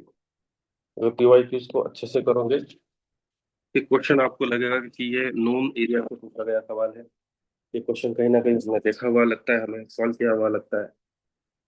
ठीक है, अभी भी हमारे हाथ में 10 दिन है, तो प्लीज मैंने सॉल्व किए हुए पेपर को एटलीस्ट एक बार गो थ्रू करना। मैंने जो नोट्स आप लोगों के साथ शेयर किए हैं, उसको आपको कम से कम एक बार highlighted parts at least go through कर लेना। और जिसने नहीं किया है उसने एटलीस्ट पेपर सॉल्व, मतलब जो 10 दिन में एक एक दो दो पेपर आप देख लेना, गो थ्रू करके। एक एक घंटा बहुत हो गया, मतलब आपके अगर 5 से ज्यादा क्वेश्चन अगर सही होने वाले हैं तो मुझे लगता है इतना टाइम तो हम दे सकते हैं डेली, 1 घंटा तो एटलीस्ट देने में कोई दिक्कत नहीं है। Next, consider the following statement with reference to India. According to Micro, Small and Medium Enterprises Development Act 2006, the medium enterprises are those with investment in plant and machinery between 15 crore and 25 crore. Number यहाँ पे दिया हुआ है, और number modify करने का UPSC का जो मेथड है वो आज का नहीं है। ठीक है, तो definitely this is not a right statement. 1/2 का पैटर्न रहता है, तो दूसरा स्टेटमेंट सही होने के चांसेस ज्यादा है। और क्वेश्चन क्या है कि all bank loans to the MSME sector qualify under the priority sector. तो कोई भी बैंक अगर एमएसएमई सेक्टर में लोन देती है, ठीक है, तो उसको प्रायोरिटी सेक्टर में माना जाता है। प्रायोरिटी सेक्टर लेंडिंग के ऊपर भी हमने क्वेश्चन देख लिया है एक बार, बैंकिंग का जब एक क्वेश्चन आया था प्रायोरिटी सेक्टर लेंडिंग के ऊपर एंड प्राइमरी जो शेड्यूल कमर्शियल बैंक्स के ऊपर। सो 40% of the total loans given by the bank, they should be given to the priority sector। और प्रायोरिटी सेक्टर में MSME is also one of the important sector. Next, with reference to central bank digital currencies, it is possible to make payments in a digital currency without using US dollar or SWIFT system. Correct statement है possible possibility. A digital currency can be distributed with a condition programmed into it, such a time frame for spending it. तो can मतलब can also और possibility, तो दोनों statement में can और can use किया गया है। कैन एंड पॉसिबिलिटी है, कैन और पॉसिबिलिटी के स्टेटमेंट जो होते हैं वो करेक्ट होते हैं। दैट इज वाई जो हमारा जो यहाँ पे राउंड मैंने लिखा हुआ है 1/2 रूल यहाँ पे नहीं लग रहा है, बिकॉज यहाँ पे कैन और पॉसिबिलिटी का रूल लग रहा है। ठीक है, इसमें निगेट नहीं किया जा सकता इस स्टेटमेंट्स को, या फिर कोई ऐसा एक्सट्रीम वर्ड या स्टेटमेंट नहीं है जिसकी वजह से स्टेटमेंट को रॉन्ग बोला जाए। क्वेश्चन नंबर 73, इनडायरेक्टली ये वर्ल्ड एसोसिएशन का क्वेश्चन है। आप अल्फा बीटा गामा वगैरह ये सब कीवर्ड्स देखे होंगे जो अलजेब्रा आप पढ़े होंगे, जो नंबर से एसोसिएटेड है, ये वैल्यू से एसोसिएटेड है beta. A numeric value is directly associated with beta. So in context of finance, the term beta refers to the process of simultaneous buying and selling of an asset from different platforms, an investment strategy of a portfolio manager to balance risk versus reward, a type of systemic risk that arises where perfect hedging is not possible. अब ये तीनों statement से कुछ समझ में नहीं आ रहा है बीटा क्या हो सकता है, बट ये numeric value that measures the fluctuations of stock to changes in the overall stock market. Numeric value की वजह से आंसर डी मार्क कर सकते हैं। Next, consider the following statements. The self-help group program was originally initiated by SBI, parent organization. It was not SBI, it was NABARD. So one is not right answer. 2/3 के साथ हम जा सकते हैं, but हमें पहले देखना पड़ेगा क्या वो सही है। So in a self-help group, all members of a group take responsibility for a loan that an individual member take. Yes, that is the principle of self-help group. The regional rural banks and scheduled commercial banks support self help group. Yes, ये तो देखा हुआ है हमने, इससे पहले भी RRBs के ऊपर शेड्यूल कमर्शियल बैंक्स के ऊपर क्वेश्चन आ चुके हैं। Only 2 is the right answer. Next, consider the following statements. India's public sector healthcare system largely focuses on curative care with limited preventive, promotive and rehabilitative care.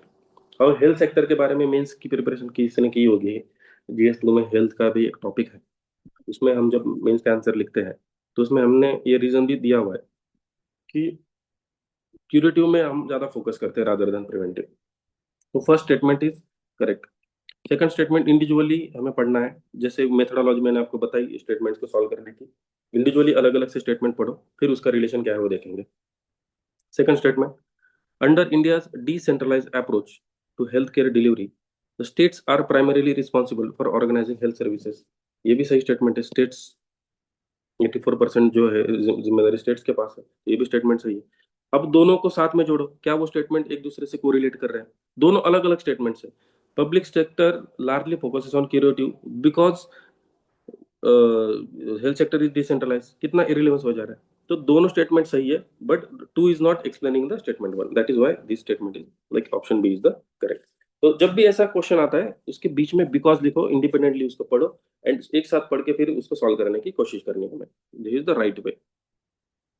Next, consider the following statements. According to the United Nations World Water Development Report 2022, India extracts more than a quarter of the world's groundwater withdrawal each year. देखो, India ground water extract करता है सबसे ज्यादा, ये fact हमें पता है, but ये वर्ल्ड वाटर डेवलपमेंट रिपोर्ट का है या नहीं पता, वो शायद हमें मतलब इसमें श्योर नहीं है। तो सेकंड स्टेटमेंट में कुछ मिलता है कि नहीं देखेंगे हम। इंडिविजुअली ये स्टेटमेंट और दूसरा स्टेटमेंट इंडिविजुअली पढ़ेंगे। India needs to extract more than a quarter of the world's groundwater each year to satisfy the drinking water and sanitation needs of almost 18% of the world's population living in its territory. Number दिया हुआ है, जहाँ पे number आता है वहां पे गड़बड़ है, समझ लेना मोस्ट ऑफ द टाइम। तो ये स्टेटमेंट अगर रॉन्ग है तो इस तरीके के दो स्टेटमेंट वाले क्वेश्चन में बहुत ईजी हो जाता है फिर एलिमिनेट करना, क्योंकि यहाँ पे आपको सीधे सीधे सी पे आंसर आ जाएगा। Statement 1 is correct. तो इसका मतलब हमें यहाँ से इंफॉर्मेशन मिली कि United nation world water development report एक आता है जिसमें ग्राउंड वाटर एक्सट्रैक्शन के बारे में बात की गई जाती है। तो पहला स्टेटमेंट पता भी नहीं था, फिर भी बिकॉज ये नंबर हमने यहाँ पे एलिमिनेट किया, नंबर की वजह से स्टेटमेंट और जो मॉडिफाइड स्टेटमेंट है उसके वजह से हम आंसर में पहुंच गए, और 1/2 की रूल यहाँ पे हमारा वर्क कर रहा है। Next, according to the constitution of India, the central government has a duty to protect states from internal disturbance. Article 355 has clearly mentioned that, so statement 1 is correct. Next, the Constitution of India exempts the states from providing legal counsel to a person being held for the preventive detention. So ये भी statement सही है। ठीक है, polity का knowledge होना बहुत जरूरी है। एग्जाम्पशन दिया होता है स्टेट्स को actually. Third statement, according to the prevention of terrorism act 2002, confession of the accused before the police cannot be used as evidence। ठीक है, सो टेररिज्म का एक्ट है वो। आप सोचो कि कन्फेशन पुलिस के सामने आप कसाब का केस याद करो, ठीक है, so it can be considered as an evidence because it's a matter of national security. Okay, so third statement wrong है यहाँ पे। So first two statements are correct, that's why only 2 is correct. 2/3 के साथ भी ये match हो रहा है। Question number 78, Africa favourite thing होती है यूपीएससी की, अफ्रीकन कंट्रीज, अफ्रीका में होने वाले कूज, अफ्रीका में होने वाले जो वायलेंस है, पॉवर्टी है, इसके ऊपर आपको पता होना जरूरी है। अफ्रीका के जो माउंटेन्स है, रिवर्स है, इंपॉर्टेंट इंपॉर्टेंट नॉट एवरी, जो लेक्स है अफ्रीका के, वो आप एक बार जरूर देख लेना। Okay, so which one of the following countries has been suffering from decades of civil strife and food shortages and was in news in the recent past for its very severe format. अब आप देख लेना, आपको पता भी नहीं होगा, फिर भी आपका ध्यान इस सोमालिया की तरफ जाता है। कई बार हमने सुना होता है सोमालिया की पॉवर्टी के बारे में। Okay, so believe your subconscious mind, कहीं ना कहीं आपने जरूर पढ़ा होता है इसके बारे में। Somalia is the right answer. Consider the following statements. Biodiversity act 2002 के ऊपर यूपीएससी ने 2012 में भी क्वेश्चन पूछा है, आने वाले 14-15 में भी क्वेश्चन पूछा है, और 18-19 के क्वेश्चन पेपर में भी आपको एक नया क्वेश्चन इसके रिलेटेड देखने को मिलेगा। दो स्टेटमेंट्स जब को रिलेटिव होते हैं, एक दूसरे के रिलेटेड होते हैं, तो वो सही होते हैं। वहां पे हमारा जो जो 1/2 का रूल है उसका जो एक्सेप्शन मैंने आपको बताया हुआ है, informative, complementary to each other and correlative statements. So first statement, in India the biodiversity management committees are key to realisation of the objectives of the Nagoya protocol. अब बायोडाइवर्सिटी मैनेजमेंट कमिटी, अगर यहाँ पे ऐसा mention किया होता कि only biodiversity management committees are the key, तो गलत होता। तो ये इंफॉर्मेशन दे रहा है, इट इज अ की, मतलब वो एक one of the important factor है वो ऑब्जेक्टिव्स को अचीव करने का। नेशनल लेवल पे नेशनल बायोडाइवर्सिटी बोर्ड होता है, सॉरी नेशनल बायोडाइवर्सिटी अथॉरिटी है, स्टेट लेवल पे बोर्ड्स होता है, एंड लोकल लेवल पे कमिटीज होती है। तो तीनों, all three bodies are the key in realisation of its objectives. Okay, तो यहाँ पे ओनली मेंशन करते तो शायद स्टेटमेंट रॉन्ग हो जाता, बट स्टेटमेंट सही है। The Biodiversity Management Committee have important function in determining access and benefit sharing, including the power to levy collection fees on the access of the biological resources within its jurisdiction। तो उसका jurisdiction दिया हुआ है, ये statement के keyword की वजह से स्टेटमेंट सही हो जाता है। ओके, क्योंकि एक हर एक लोकल एरिया के लिए अलग अलग बायोडाइवर्सिटी मैनेजमेंट कमेटी होगी, तो विद इन जुरिस्डिक्शन वो फी वगैरह लिवाई कर सकता है। ओके, तो बोथ स्टेटमेंट्स आर करेक्ट। अगर यहाँ पे होता कि हर जगह पे बायोडाइवर्सिटी, तो शायद क्वेश्चन स्टेटमेंट हो सकता था। तो इस तरीके से अपने माइंड को अलर्ट रखना है, कहाँ पे 1/2 लगाना है, कहाँ पे नहीं लगाना है, कौन सा क्वेश्चन पीवाईक्यू के बेसिस पे आया है, कौन से स्टेटमेंट्स एक दूसरे से कॉम्प्लीमेंट्री है, वो जानना बहुत जरूरी है। This is one of the toughest question, ठीक है, और ये मुझे नहीं लगता कि किसी ने ये एग्जाम में भी सही किया होगा। ठीक है, तो यहाँ पे actually only one is the right answer. ये क्वेश्चन आप थोड़ा लेंदी क्वेश्चन भी था। Consider the following statement in respect of election to the president of India. The members nominated to either house of the parliament or the legislative assemblies of states are also eligible to be included। तो ये statement तो wrong है। Higher the number of the elective assembly seats, higher is the value of the vote। The value of the vote of each MLA of Madhya Pradesh is greater than that of Kerala। The value of vote of each MLA of Puducherry is higher। अब इसके लिए आपको पूरा data पता होना उस time का जरूरी है। दैट इज वाई ये question one of the toughest question था, ये स्किप भी किया जा सकता था। ठीक है, पॉलिटी के क्वेश्चन में logics most of the time work नहीं करता है, ये भी आपको मैंने ऑलरेडी बता दिया है। Next, with reference to the Indian history, Alexander Rie, A.H. Longhurst, Robert Seville, James Burgess and Walter Elliot were associated with. अब इतने सारे मतलब नाम यहाँ पे दिए हुए हैं, और हमने देखना है कि ये क्वेश्चन का सेट क्या है। ठीक है, set of question. Next culture का क्वेश्चन है, एंशियंट हिस्ट्री का क्वेश्चन है, तो ऑब्वियसली कल्चर का क्वेश्चन में आप आर्कियोलॉजिकल एक्सकैवेशंस के साथ जा सकते हैं। English press in colonial India, Augustus history के बारे में हमने पढ़ा था। चर्च इतना इंपॉर्टेंट नहीं है, तो आंसर जो है इन दोनों में से एक हो सकता है, इसलिए मैंने यहाँ पे भी लिखा था इन दोनों में से एक हो सकता है।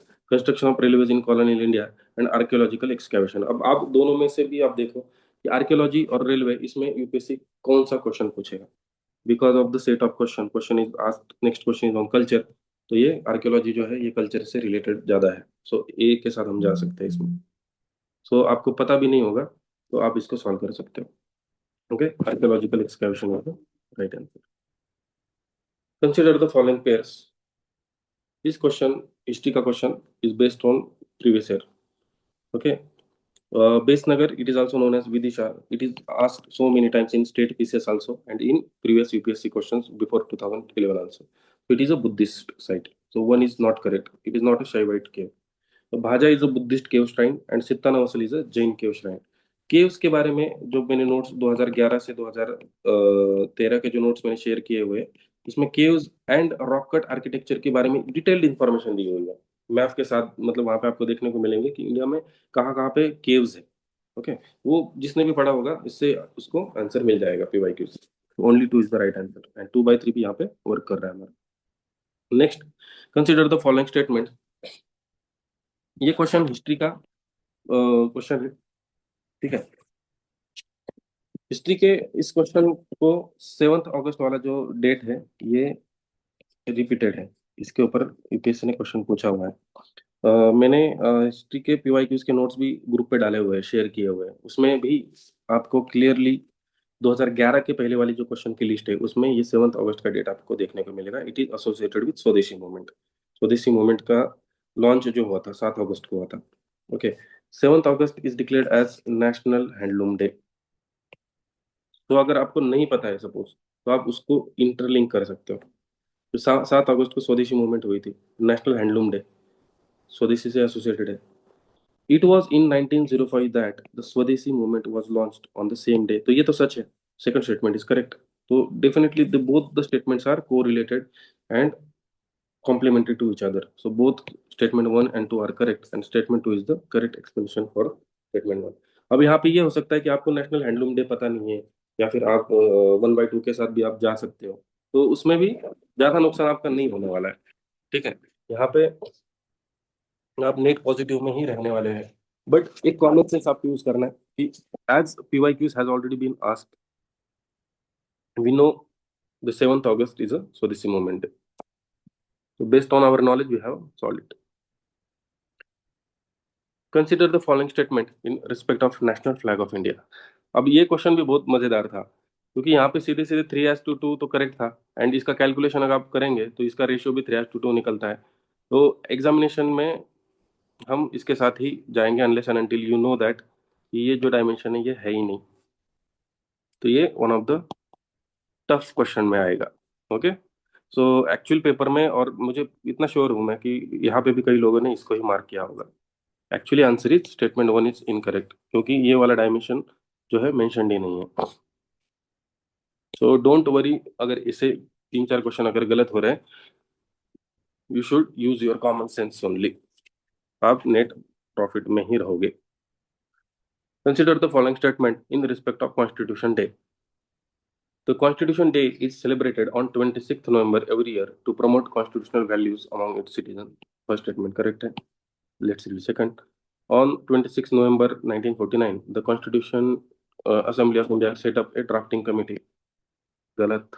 अब ये गलत हो गया तो बहुत इजी हो गया स्टेटमेंट सॉल्व करना, क्योंकि ये ऑप्शन सीधे सीधे इसी तरीके से फ्रेम किए गए हैं। तो C is the right answer. Consider the following statement. Switzerland is one of the leading exporters of gold in terms of value. One of the leading exporter। अब यहाँ पे कुछ ऐसा तो नहीं बोला है ना उन्होंने कि लार्जेस्ट है, स्मॉलेस्ट है, कुछ नहीं, वन ऑफ द लीडिंग है। लीडिंग भी बोला है, तो leading is also positive term. ठीक है, तो ये जनरल सेंटेंस है, सही हो सकता है। सेकंड स्टेटमेंट देखना, अब 1/2 का रूल हमें याद रखना है। सेकंड स्टेटमेंट इंडिपेंडेंटली भी हम पढ़ सकते हैं उसको, अगर कोरिलेट नहीं हो रहा है तो कुछ फैक्ट्स वगैरह मिल जाएगी तो निकाल देना है, उसको हटा देना है। Switzerland has the second largest gold reserve in the world. अब यहाँ पे फैक्ट दिया, राइट, यहाँ पे जो है फैक्ट दे दिया यूपीएससी ने, सेकंड लार्जेस्ट है। इसके ऊपर हम रेड फ्लैग लगा सकते हैं, डाउट लगा सकते हैं, डाउट ले सकते हैं। ओके, सो इतने सारी कंट्रीज है, USA, China, Switzerland second largest कैसे हो सकता है? फैक्ट हो सकता है चेंज किए हुए, हो सकता है थर्ड लार्जेस्ट हो, फोर्थ लार्जेस्ट हो, फिफ्थ लार्जेस्ट हो।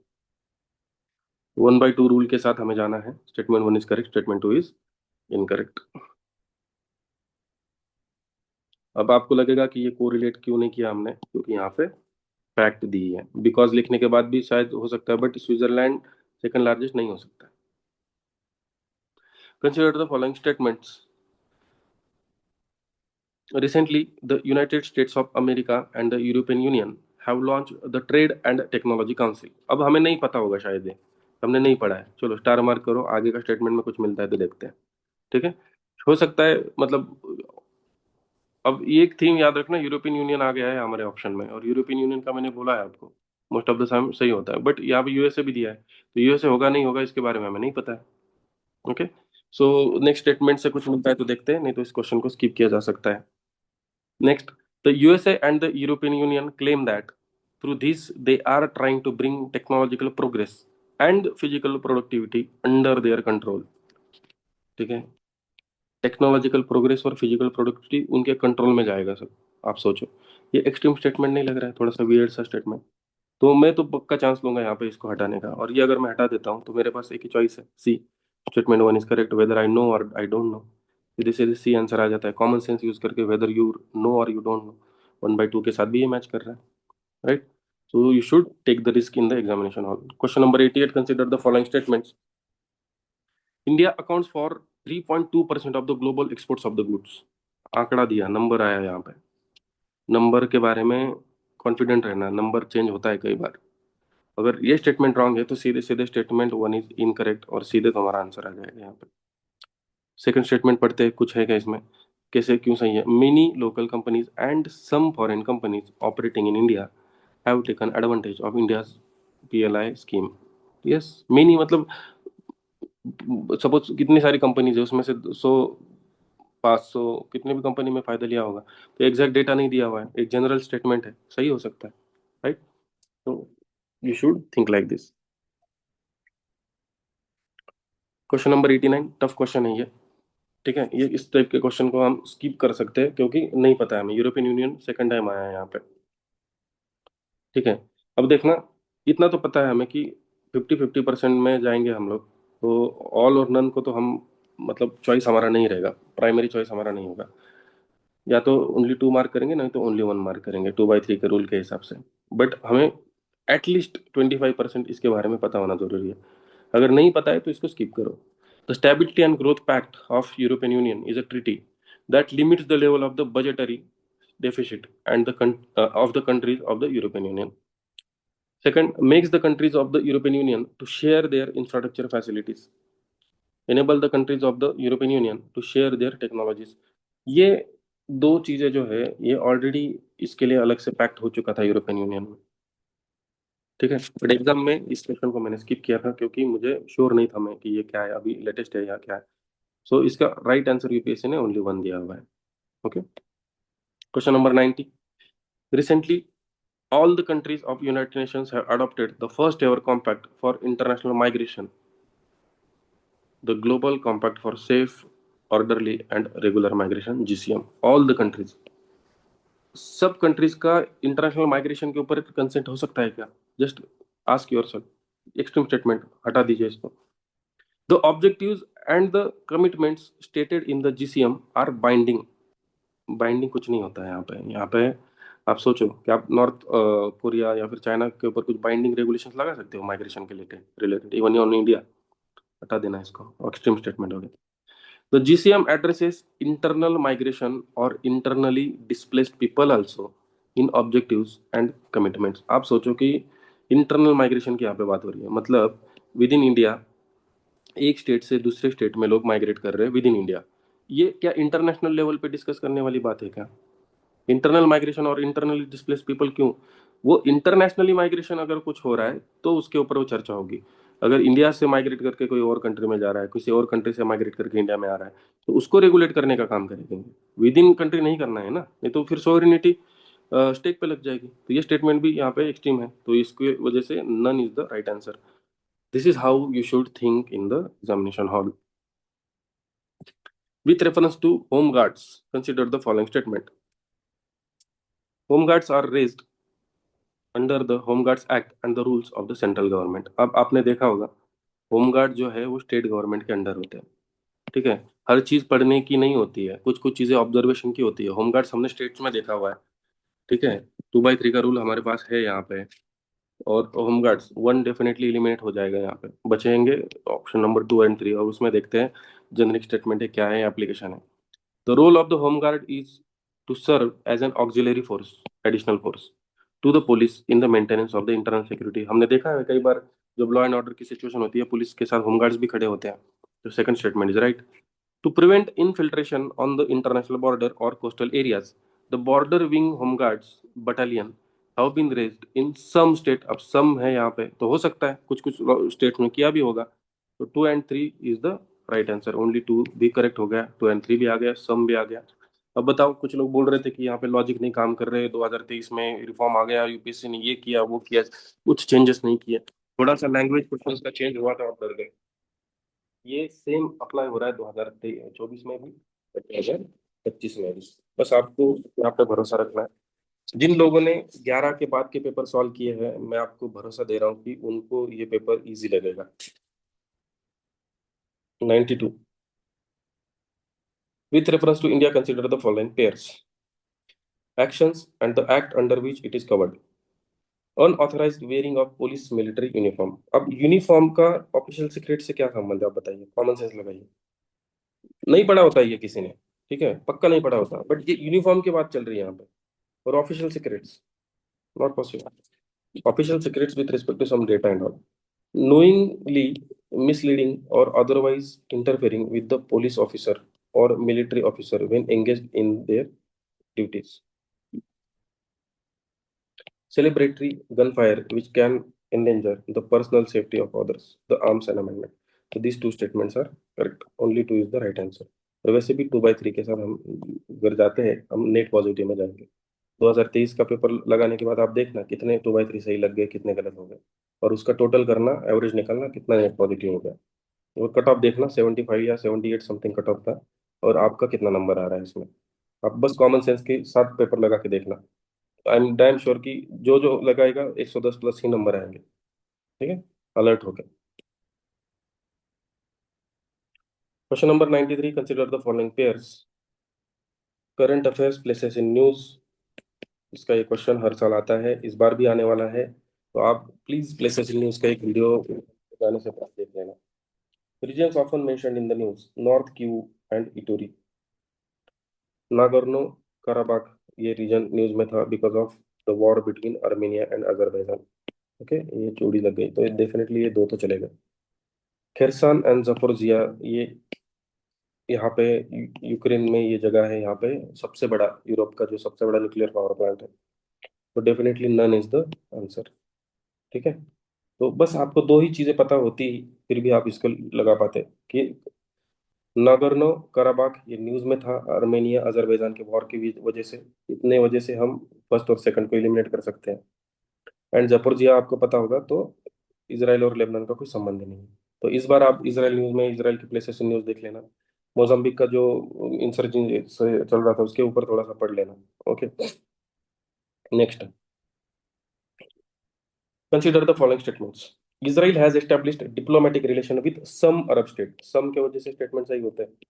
ओके, इंडिविजुअली ये स्टेटमेंट सही होना चाहिए। Second statement, the Arab peace initiative mediated by Saudi Arabia and was signed by Israel and Arab league.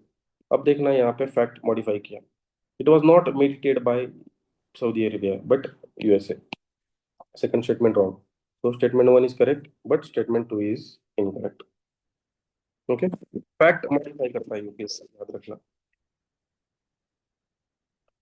Question number 95, consider the following pairs with regard to sports award. अब 2023 में sports के ऊपर सवाल पूछा, 24 में नहीं पूछा, 25 में फिर से स्पोर्ट्स के ऊपर एक दो क्वेश्चन है।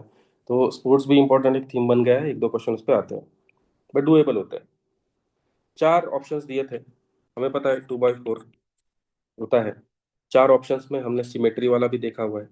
ये दो का ग्रुप हम बनाते हैं, इन दो का ग्रुप हम बनाते हैं, उसमें से एक नीचे से एक ऐसे होता है। ठीक है, आपने ये ऑब्जर्वेशन करके ही इसके ऊपर बिलीव रखना है, मैं बता रहा हूँ इसलिए बिलीव मत रखो। बट अगर आपको लग रहा है कि नहीं, इससे पहले भी बहुत सारे क्वेश्चंस में पैटर्न फॉलो हुआ है, तभी आप इसको बिलीव करो और सॉल्व करो इसको मैक्सिमम टाइम, तब जाके आप एग्जाम में लगा पाओगे। Actually major Dhyanchand Khel Ratna award is given to the most spectacular and outstanding performance by a sports person over a period of last 4 years. Okay, Arjuna award for the lifetime achievement by a sports person, इसके लिए ये राष्ट्रीय खेल प्रोत्साहन पुरस्कार है। Arjuna award is given to recognise the contribution made by a sports person even after their retirement. Dronacharya award जो है coaches को दिए जाते हैं। So 1 and 3 is the right answer. Only two में यहाँ पे 1 and 3 अल्टरनेटिव ये भी लगे जा रहे हैं यहाँ पे। Consider the following statements in respect of 44th chess olympiad 2022। News में था 2023 का पेपर, और न्यूज में इसलिए भी था कि फर्स्ट टाइम इंडिया में हो रहा था। ओके, तमिलनाडु में हो रहा था ये। सो ये first two statements they are correct. Okay, 2x4। अब आप थर्ड और फोर्थ स्टेटमेंट देखना, यहाँ पे डेटा इन्होंने मॉडिफाई किया। The trophy for the winning team in the open section is the Vera Menchik cup. The trophy for the winning team in the women's section is the Hamilton Russell cup. बस ये cup इन्होंने यहाँ से यहाँ कर दिया। Examiner का mindset देखो, आपको परेशान करने के लिए जस्ट वही फैक्ट्स है, ऊपर का नीचे कर दिया बस। और ये क्या पहली बार हुआ है क्या? इस तरीके से क्वेश्चन हमने इससे पहले भी देखे हैं कि जब दो स्टेटमेंट आएंगे, उनके बारे में इंफॉर्मेशन होगी, सिमिलर स्टेटमेंट होंगे, तो वो उसमें फैक्ट्स मॉडिफाई किए होंगे। पहली की टोपी दूसरे के सर पे, दूसरे की पहले के सर पे। तो ये यूपीएससी करता है हमेशा। Okay, so that's why only two is the right answer, दोनों एलिमिनेट हो जाएंगे। एंड हमारा पैटर्न भी यहाँ पे अच्छे से वर्क कर रहा है। ठीक है, ये जितनी बार मैंने सॉल्व किया मैंने यहाँ पे लिखा हुआ है, तो इस तरीके से एक आदत भी मेरे को लग गई थी पेपर सॉल्व करते टाइम पे, इजी हो जाता है पेपर सॉल्व करना। Next, consider the following pairs. Area of conflict mention in the news and countries. देखो प्लेसेस इन न्यूज के ऊपर दो तीन क्वेश्चन आने वाले हैं, बट ऑब्वियसली अब डॉनबॉस रीजन क्यों, यूक्रेन वॉर चल रहा था यूक्रेन के ऊपर, अभी अभी हमने ऊपर ये जो क्वेश्चन देखा, जो जपोरजिया वाला। So Donbas it is in Ukraine. So Syria से, सीरिया में नहीं है, तो वन तो डेफिनेटली नहीं, करेक्ट नहीं है। काचिन, चीन, Kachin is the in Myanmar. ठीक है, Tigray is in Ethiopia. So none is the right answer. अब आपको सपोज नहीं है पता इसके बारे में, बस डॉनबॉस रीजन के बारे में ही पता है, ठीक है, इन दोनों के बारे में अगर नहीं पता है आपको, you can take the call, you can skip this question or you can take the risk. Okay, next, in recent years Chad, Guinea, Mali and Sudan caught the international attention for which one of the following reasons common to all of them? All are African countries, और African countries में हमने like Sudan से हमें पता चल गया होगा कि अफ्रीकन कंट्रीज में हमेशा कुछ ना कुछ कॉन्फ्लिक्ट होता रहता है। अभी भी बहुत सारे हॉटस्पॉट्स है वहाँ पे, एरियाज ऑफ कंसर्न्स है, जिसमें मतलब क्राइसिस होता रहता है, ह्यूमैनिटेरियन क्राइसिस होता है। वहाँ पे पीस कीपिंग फोर्सेस को डिप्लॉय किया जाता है। ठीक है, तो वहाँ पे सक्सेसफुल कूज हुए थे, याद रखना। Okay,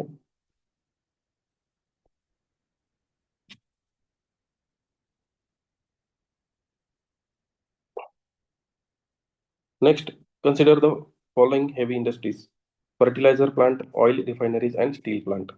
Green hydrogen is expected to play a significant role in decarbonizing how many of the above? मतलब ग्रीन हाइड्रोजन का एप्लीकेशन उन्होंने पूछा कि कहाँ कहाँ पे हो सकता है, हर जगह पे हो सकता है वो। क्यों नहीं हो सकता, ये सवाल अगर आपने पूछा तो उसका आंसर नहीं मिलेगा। ये हर जगह पे fertiliser plant, oil, steel plant, तो all of the application based question. Next, it is a PYQ based question, repeated theme. और मैं आपको बता सकता हूँ इसको, पेपर अगर आपने सॉल्व किया होगा G20 के ऊपर, कम से कम दो चार बार सवाल ऑलरेडी यूपीएससी पूछ चुका है। तो G20 की सारी हिस्ट्री आपको पता है, और वही उसी में से वो स्टेटमेंट पहला उसने बनाया। तो G20 group was originally established as a platform for the finance minister and the central bank governor to discuss the international economic. तो ये स्टेटमेंट करेक्ट है। तो कोई स्टूडेंट अगर उठेगा और डायरेक्टली पेपर सॉल्व करने जाएगा विदाउट सॉल्विंग द पीवाईक्यूज, उसको पेपर टफ जाने वाला है। ये मैं आपको मतलब अभी लिख के देता हूँ ये बात। या फिर आप मॉक टेस्ट, बस मॉक टेस्ट ही लगाए जा रहे हो, मॉक टेस्ट ही लगाए जा रहे हो, तो आपको ये सर्च करना है कि क्या वो मॉक टेस्ट यूपीएससी पीवाईक्यूज को भी कवर कर रहा है। अगर वो मॉक टेस्ट यूपीएससी की पीवाईक्यूज को कवर कर रहा है तो आप उसको करो। वो पैटर्न क्या उसी की तरह है, क्या लैंग्वेज सेम यूपीएससी की तरह है, ठीक है, इसलिए यूपीएससी के पीवाईक्यूज को आप स्किप नहीं कर सकते हो। ओके, तो first statement is definitely correct. Digital public infrastructure is one of India G20 priority. अब डिजिटल पब्लिक इंफ्रास्ट्रक्चर जो है, ठीक है, इसके ऊपर भी क्वेश्चन आ चुका है इससे पहले। And is one of India G20 priorities, क्यों नहीं हो सकता, ये इतना इंपॉर्टेंट है डिजिटल पब्लिक इंफ्रास्ट्रक्चर, ठीक है, वो क्यों नहीं हो सकती है प्रायोरिटी। एंड G20 ये दोनों कॉम्प्लीमेंट्री स्टेटमेंट्स है, निगेटिव कुछ भी नहीं इसमें एलिमिनेट करने के लिए। Okay, and this is based on my PYQ notes and knowledge, so both of the statements are correct. So this is how you should solve the 2023 paper. This is all about 2023 paper, and I hope कि आप सबने इसको solve किया होगा। जिन्होंने solve नहीं किया, please ये डिस्कशन वीडियोस देख लेना, एक बार पेपर को सॉल्व कर लेना, आपके ऑब्जर्वेशंस मार्क कर लेना। 2024 के पेपर में भी ये सिमिलरली अप्लाई होते हैं। एंड जिस तरीके से सारे पेपर्स को आप लगाएंगे, आपको पता चल जाएगा कि पेपर सॉल्व करने के लिए काम माइंड, पीवाईक्यू का नॉलेज, स्टैटिक का थोड़ा बहुत रिवीजन एंड प्रैक्टिस बहुत इंपॉर्टेंट है।